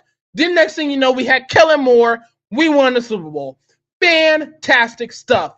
I have one question. Mr. Sirianni, when are you going to be the Dan Campbell for this team? When are you going to take the fucking clipboard from our offensive coordinator and say, you know what, sir? You need to go home. You need to go sit down, enjoy the game like the rest of us fans, and sit back and watch from abroad because your play calling stinks. It stinks. And I'm taking over play calling. When are you going to be the Dan Campbell for us? Because I promise you, I know you've learned your lesson from the last time you were calling plays for this team. I know you have. I know you have. Otherwise, we would have fired your ass too. So when are you going to become the Dan Campbell for this team? Because I promise you, if you don't do nothing about it, and Mr. Patullo sits up there and calls another 3-and-out possession for this offense that has AJ Brown in it, Jalen Hurts, Saquon Barkley, Devontae Smith, and Dallas Goedert in it, we're going to have a problem. Now, just to put in perspective of how much of a problem it will be, I'm going to let you in a little secret. If the offensive coordinator, as it was reported this week, has his house getting egged by fans, what makes you remove from anything different? That's all I'm going to say. Right. And I didn't even get to that one. I didn't even get to that one that he egged his house. Yes. Now, Damon, I told you this. I want to make this very, very clear. Okay? I'm not condoning the action. But damn it, I understand the reasoning. That's the only thing I've been saying about this whole egging situation. I don't condone it. I don't condone the action. But damn it, I understand the reasoning. Your offensive play calling stinks. It is bullshit. And that needs to change. And if putting eggs on your house does that, then so fucking be it. But this is enough. This is enough. And I swear to God, if our offense is the reason why we lose on Monday night against a Chargers team that has me and you out there on the offensive line, Damon, and we have literally nothing but injured players on that defense too, might I add, and we lose that game on Monday, I promise you, whenever we have this show again, whether it's Tuesday or Friday, I'm either going to stay in this darkness retreat or something's going to explode because I've had enough. I've had enough. I'm supposed to be happy and festive. It's about to be Christmas time, okay? There's presents under the tree. Me and my lovely girlfriend, we made the tree. We got presents underneath already. We're ahead of schedule. We're already beating the game. The only thing that is not happy in my life is my fandom of this team because their offense cannot function because their coordinator doesn't know how to call plays properly. The only thing, y'all better find a way to win this game on Monday. Because if y'all don't, y'all give another team in the division life again, and it gives them a chance to actually find a way to some way, somehow, overtop us in the division and win the division. No way, no sir. Fix it. Right. I'm going to say it again. Fix it. That's enough. Or you're going to be this. They already are. They already are. They already are. This is ridiculous. That week in, week out, we have to sit up there and go to Madden to figure out what is in their playbook and switch it around so that way they can put up points on the board like they did last year.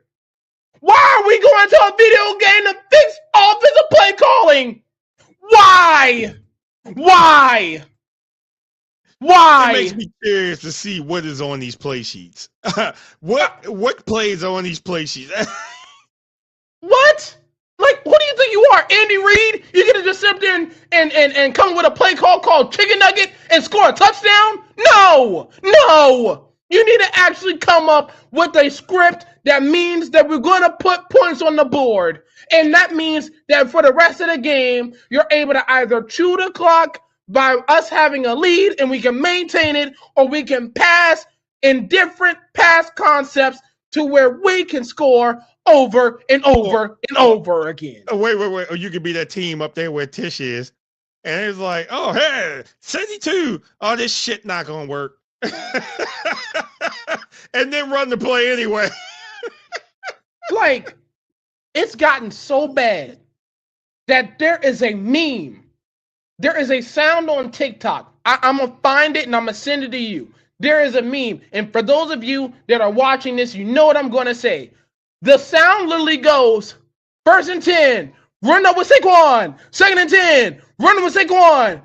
3rd and 10, run up with Saquon. 4th down, deep ball, incomplete, thrown to AJ. That is literally a TikTok sound that went viral for Philly fans. Are we serious? Are we serious? Be serious. Oh my God. Be serious. So no, No. That's almost as Fix worse it. than that Steelers video earlier. Okay, Tish, Fix I'm gonna it. send that to you so you can see it. Fix it. Because this is ridiculous. There's no reason why I should be hearing noise from people in this state feeling like this team that they are a fan of having a chance to surpass us in the division. No way. But yet I hear it anyway. You want to know why? Because the offense stinks. And the offensive coordinator doesn't know how to call plays. And if this means that we have to egg his house for him to get his shit together, then so fucking be it. So be it. Y'all Philly fans out of control. That's why I said I will never attend a game in that stadium. Never. You can call it what you want. I'm trying to tell you, this is not by accident. This is not. I promise you, this isn't us being like, oh, we just hate. We just hate the.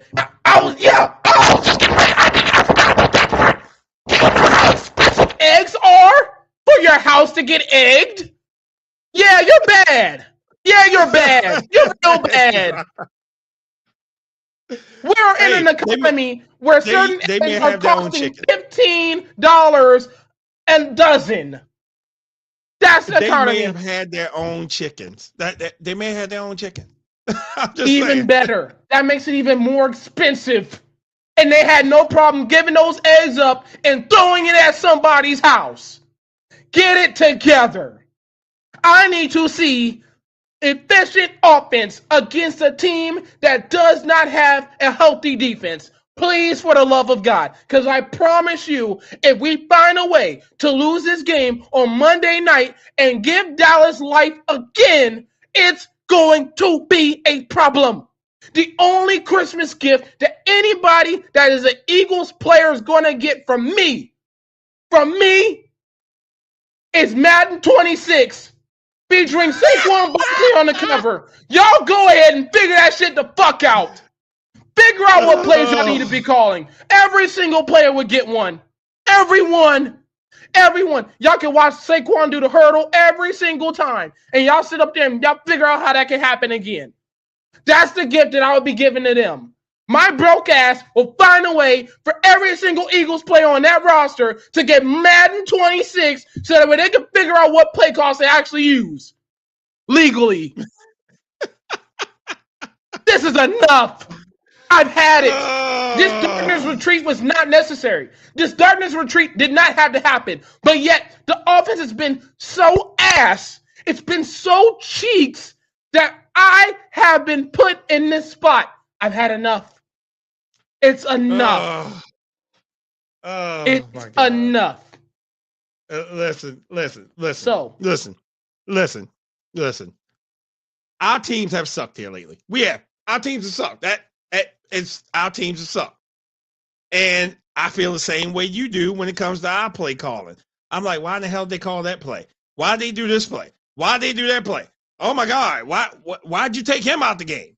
Well, hey. But I guess those guys get paid a lot more of the big bucks than what we do, right? They do. But they make a lot of dumb decisions. A lot of dumb ones. Because when you figure 3 and out, that's not the recipe. Because you can't be giving teams multiple chances. Because they know they can keep you on the goddamn field. If they can keep your quarterback off the field, they're going to win the game. Yeah. Yes. Yeah. Yes, y'all team sucks big time. Wait a minute, y'all. Yours at the top forefront. Tish. We got a future. That's the one thing I will say about this team. We got a future. I may not like it, but we got a future. Y'all can't say the same. Y'all literally have a whole roster residing in a retirement home. Be serious. Oh my God. Hilarious. The only thing that Hilarious. sucks is the staff that works in that retirement home. Because apparently, whatever y'all are doing behind the scenes, it ain't working. Somebody's benefits is not working. Somebody is not doing their job. There's been a couple of people that's already been fired. Y'all already waived somebody so bad that the next team that they went to, he decided, you know what? I might have to rethink this whole football thing. That's how bad your establishment has been this season. So please be serious. We talking about them birds. Be serious. Don't gaslight me. The birds are going to be fine. Don't mistake me for a fool. No way. You know something? I gotta bring my man's blood pressure down. Oh, I'm fine. Because here's the thing. This season has not went the way anyone has thought. If it's anyone that needs to be really mad, it's goddamn Vegas. Because Vegas didn't predict this one. No, not at Vegas all. didn't predict this one. That you would think that the Chicago Bears would be number one in the whole conference. Wait, that the Indianapolis Colts would have had the start they had with Daniel Jones. Oh, right? Oh right? my God. Okay. I almost forgot about them. Can we talk about this whole little issue they got going on in Indy? Absolutely. Okay. Their downfall started up in Pittsburgh. Okay. You can have that. I want to discuss the elephant in the room with the Indianapolis Colts today. Oh, yes.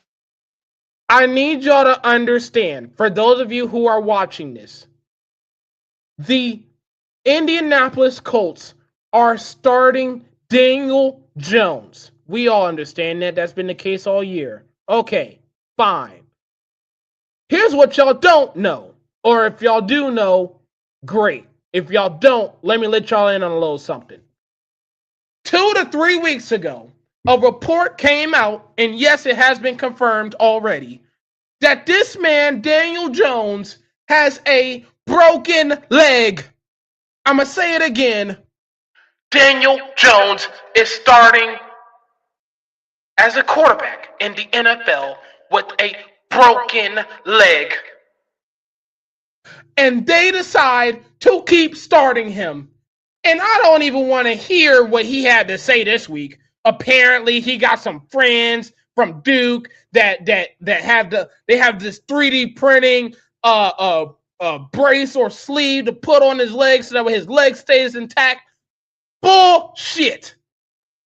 You, as an organization, are putting a guy who has a broken leg out there week in and week out. That is a problem. What the bigger problem is, your backup quarterback and Anthony Richardson, y'all must think the worst of him. Because basically, what y'all have said to the public, to me, to Damon, anyone who has ears to listen, that we have a better chance of winning a football game with a quarterback that has a broken leg than someone who has two.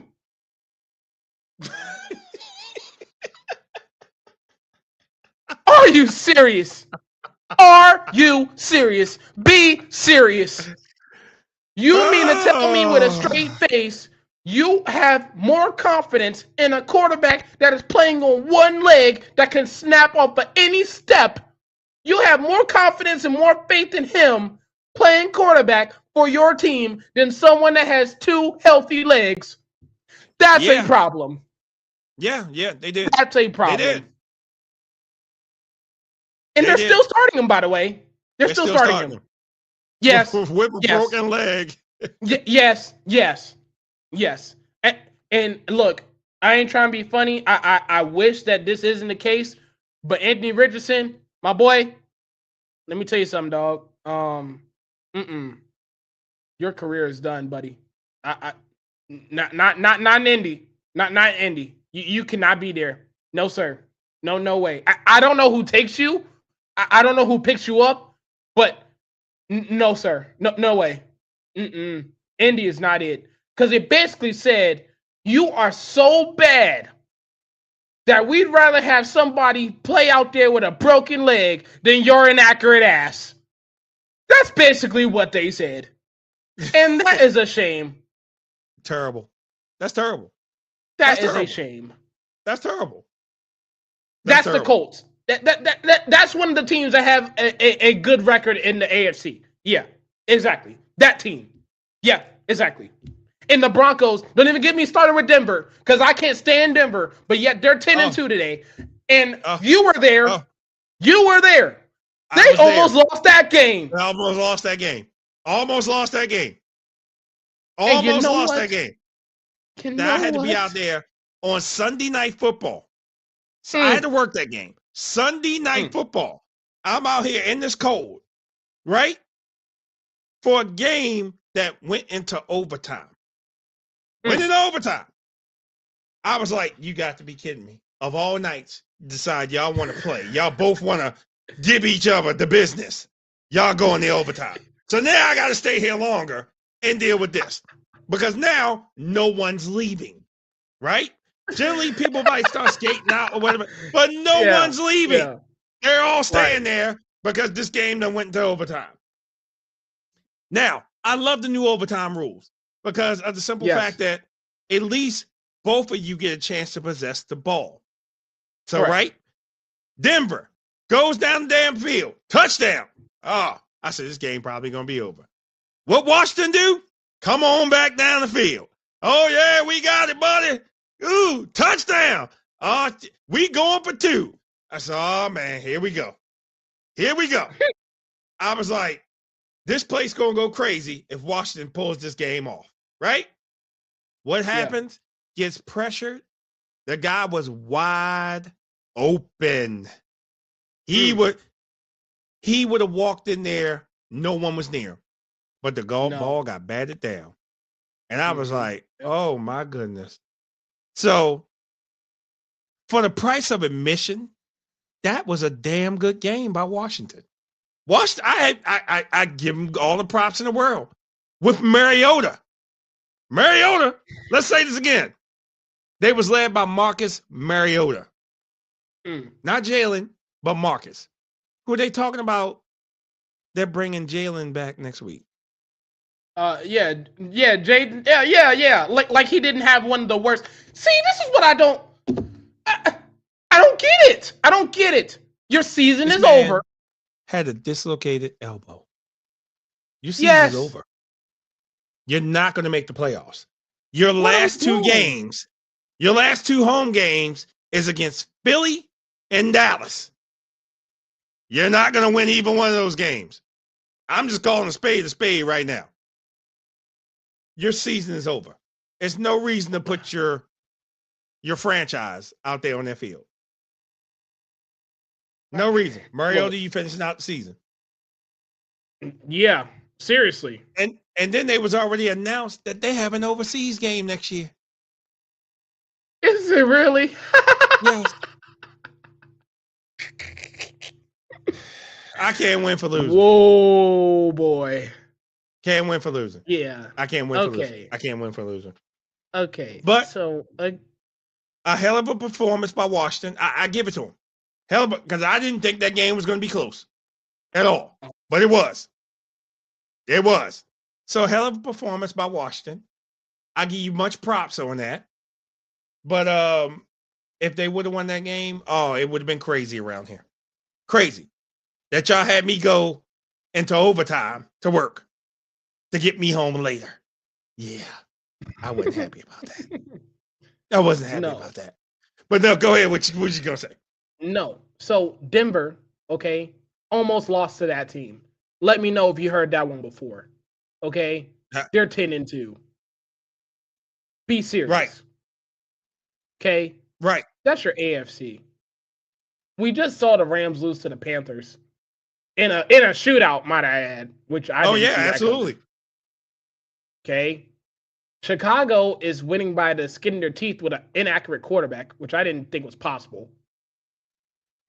Philly is gross. The Panthers, I guess, are leading the division right now, if I'm not mistaken. Okay. Yep. Yeah. Yeah. When's the last time that they have been on top of the NFC South? Oh, I'm gonna let you in a little secret. How about 2015 when Cam won MVP and they went to the Super Bowl? That's the last time. The last. That is the last time they have been on top of the division. The Panthers. Panthers. And who did and right honestly, who they lose to? The Broncos. The Broncos. See what I mean? So please understand my frustrations are valid by default anyway, but with the context that I'm providing to y'all understand that this is obnoxious. Okay? Now, certain things are unforeseen. I didn't see the Ravens starting the year 1-5. Okay? I didn't see that. I didn't see the Chiefs be 6-6 going into Thanksgiving or whatever their record was. I didn't see that. Okay?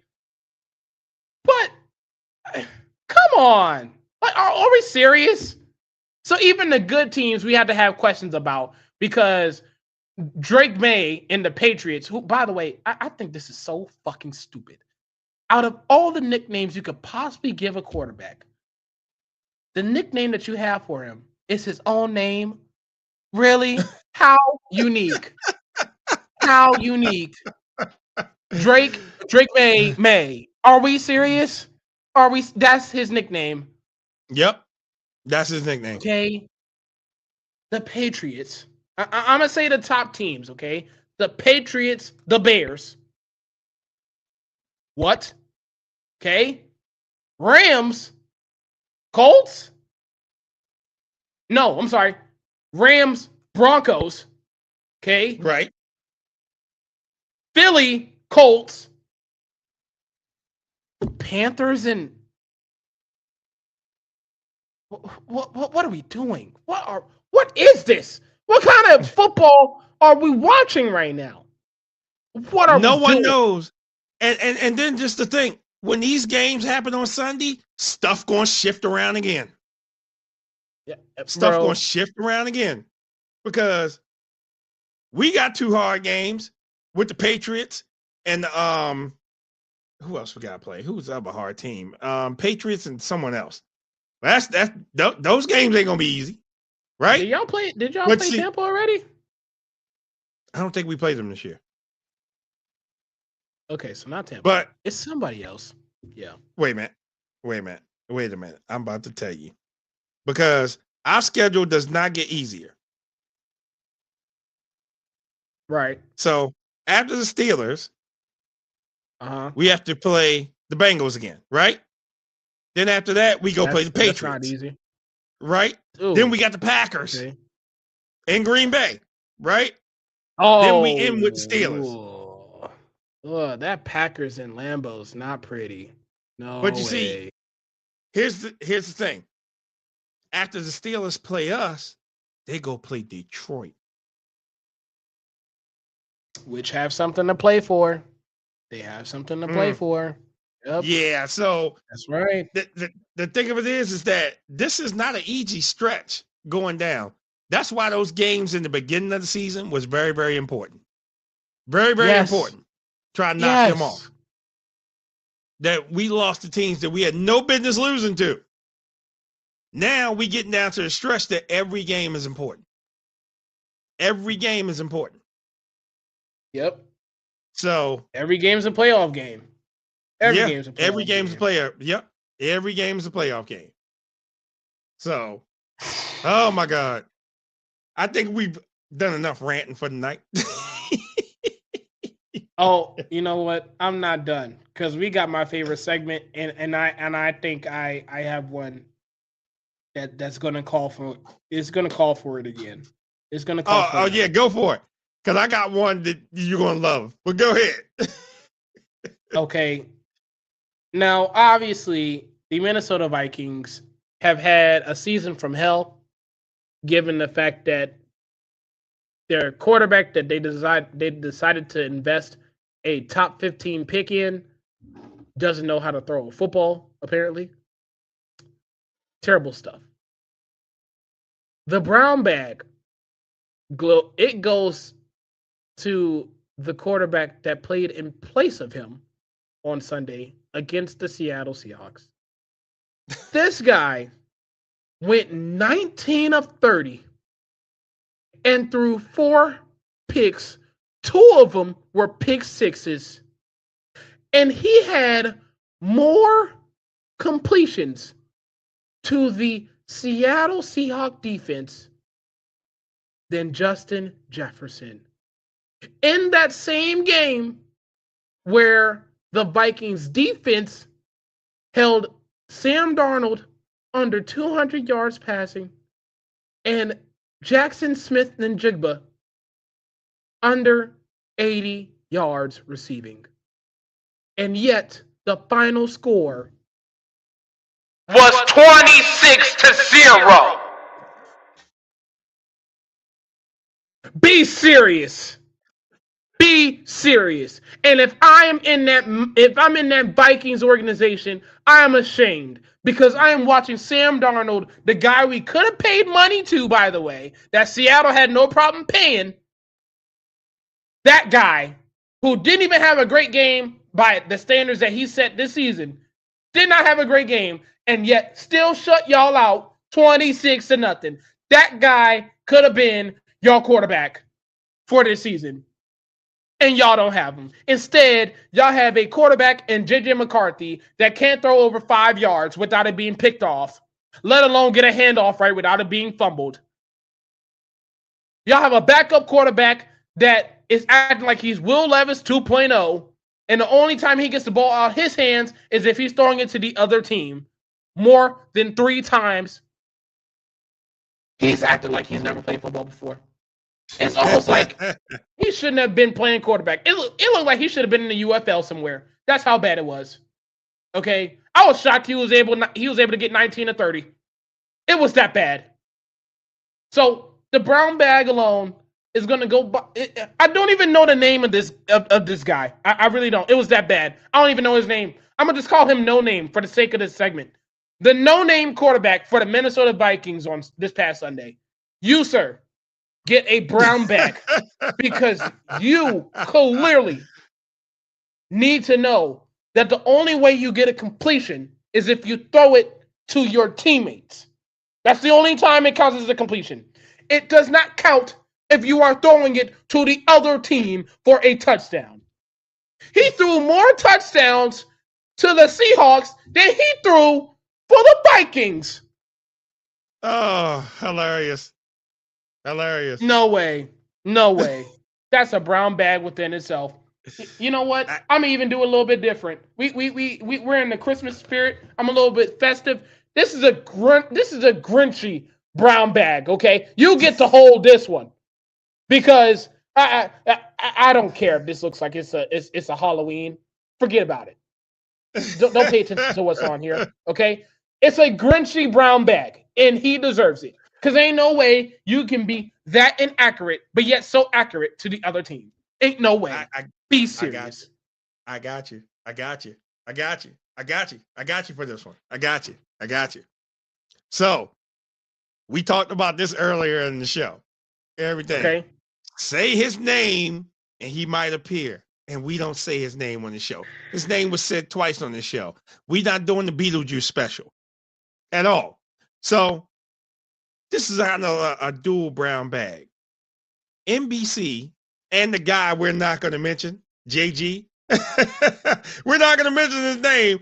They're both getting brown bags because NBC, number one, you're airing this guy that has no kind of personality, none whatsoever. You let the man do commentation on Thanksgiving at a Ravens game where we got shellacked by the Bengals. Okay, no big deal. We'll see him again in about another week or so. But we got shellacked, and you put this man on national TV to say 1 or 2 words. That's it.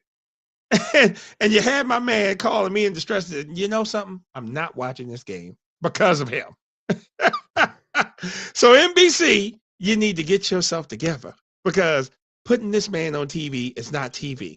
You know something? I would prefer for Maria Taylor to do commentary than him.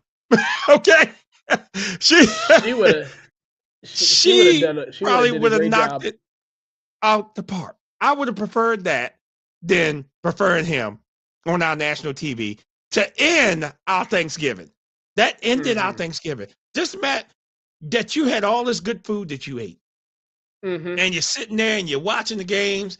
You watch Dallas take down Kansas City. You watch Detroit lose like they always do on Thanksgiving. So, you know, you're doing all this, and then all of a sudden you get to that game and like he's commentating. You know something? I quit if this guy got to commentate the game, okay?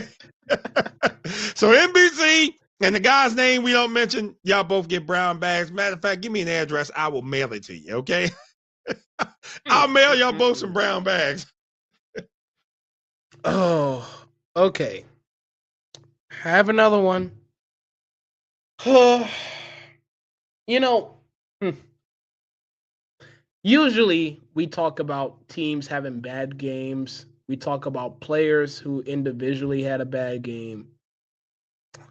I'm going to talk about a player who had a bad moment.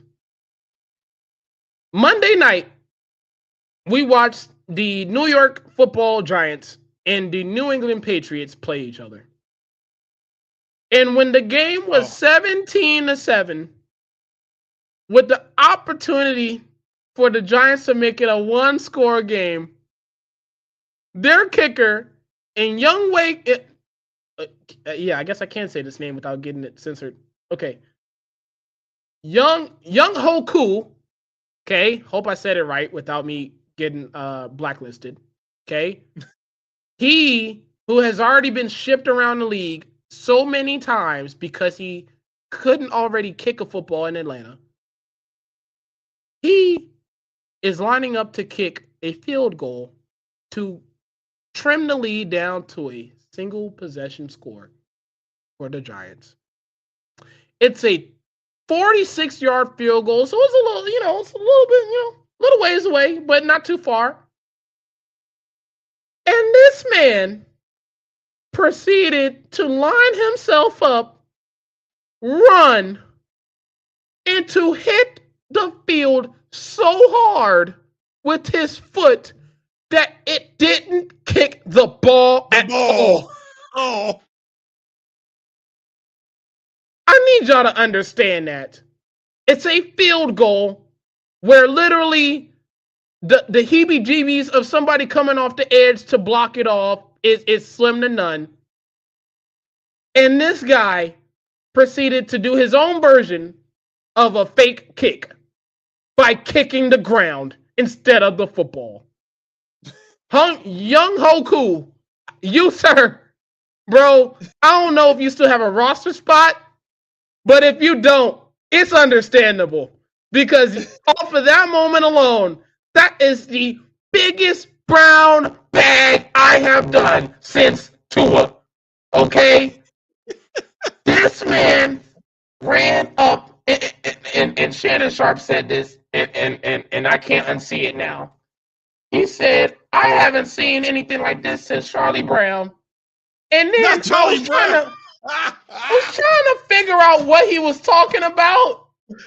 And then I said, oh, are you talking about the part where for those of you who acting like I don't know what I'm talking about, there is a episode where they're playing football and they rolling the football to Charlie Brown. Charlie Brown is running. He getting ready to kick the ball. And literally he missed the ball so bad, he did a front flip. It's a cartoon, but he did a front flip. And then to see that on full display all these years later with a real human being to not kick a football as a kicker. As a kicker, bro, it's your only job. Your Your only job. Bro. You don't get signed for only nothing job. else. You don't get signed for nothing else. And that is what you had on display for the whole world to see. You, sir. Young Hoku. You. Just saying his name is so funny.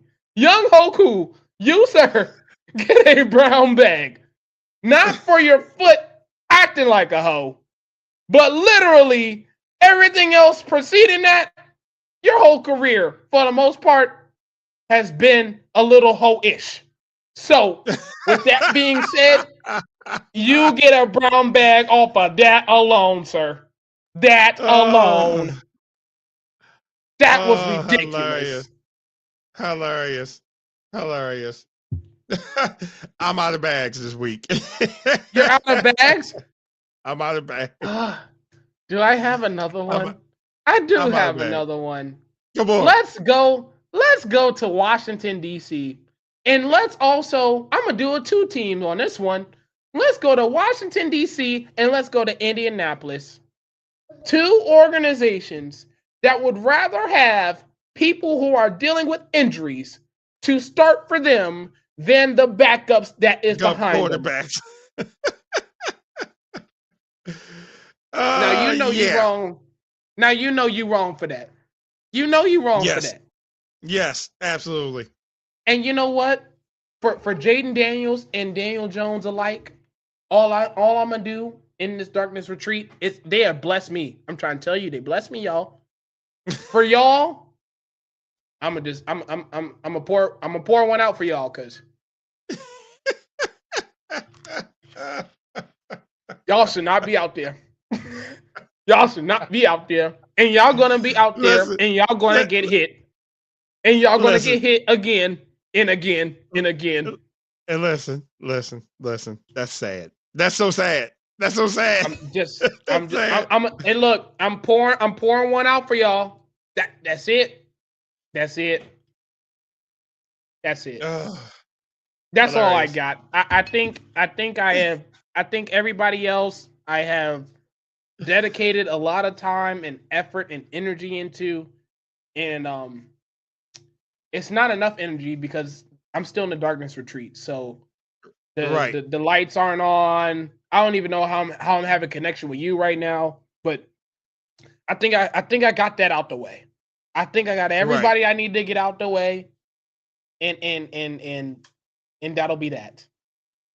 I got you. No. The lights don't work in the darkness retreat. I appreciate you, but they don't work. Shout out to my girlfriend Terica behind the scenes, trying to make life a little easier for me, trying to shine some light. No. Well, I had the lights full bright over here. We thank each and every last one of you. You win all those games, yeah. You win all those games in a row, yeah. You better have a light on. We can't say the same. Goodness. We can't say the same. So our lights aren't working over here. But the darkness retreat is cool, by the way. 5 stars. 5 stars. I fully recommend. Y'all should try it. Just putting that out there. Y'all should try it. They take good care of you now. Right. But yeah. We thank each and every last one of you. For stopping in. Your comments. TikTok, I just integrated you in also. I thank each and every last one of you. Again, live podcast on Sunday for the Ravens-Steelers game. We're going live at noon, and we're going all the way through the game. So we're going to have all the emotions. Anybody want to come talk about it? It's going to be live stream. We are going to have so much fun. If you're in Baltimore, 647 West Pratt Street, that's where the location is. Hey, Steelers, Ravens fans, come pour in there. We want all the energy, and I want all the smoke. Because once the dust clears, Pittsburgh leaving up out of here with a loss. No ifs, no ands, no buts. I'm a big man. I'm going to be live. So if we do lose, I'm willing to eat that crow sandwich. But it ain't going to happen. I'm just letting you know right now. They're leaving, and then y'all got to go play Detroit. Not looking good for y'all. They gotta fix up that retirement home first now. Come on. They look, they gotta go deal with that retirement home first. Let them figure that out. Yeah, ain't no buts. Ain't no buts involved.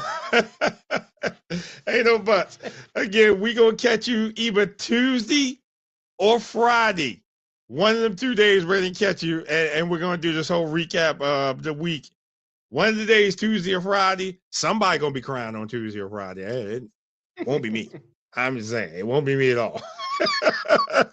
Won't be us. No.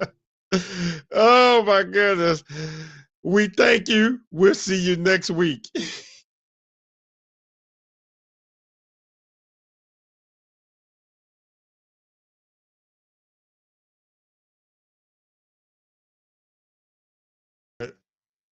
Hi.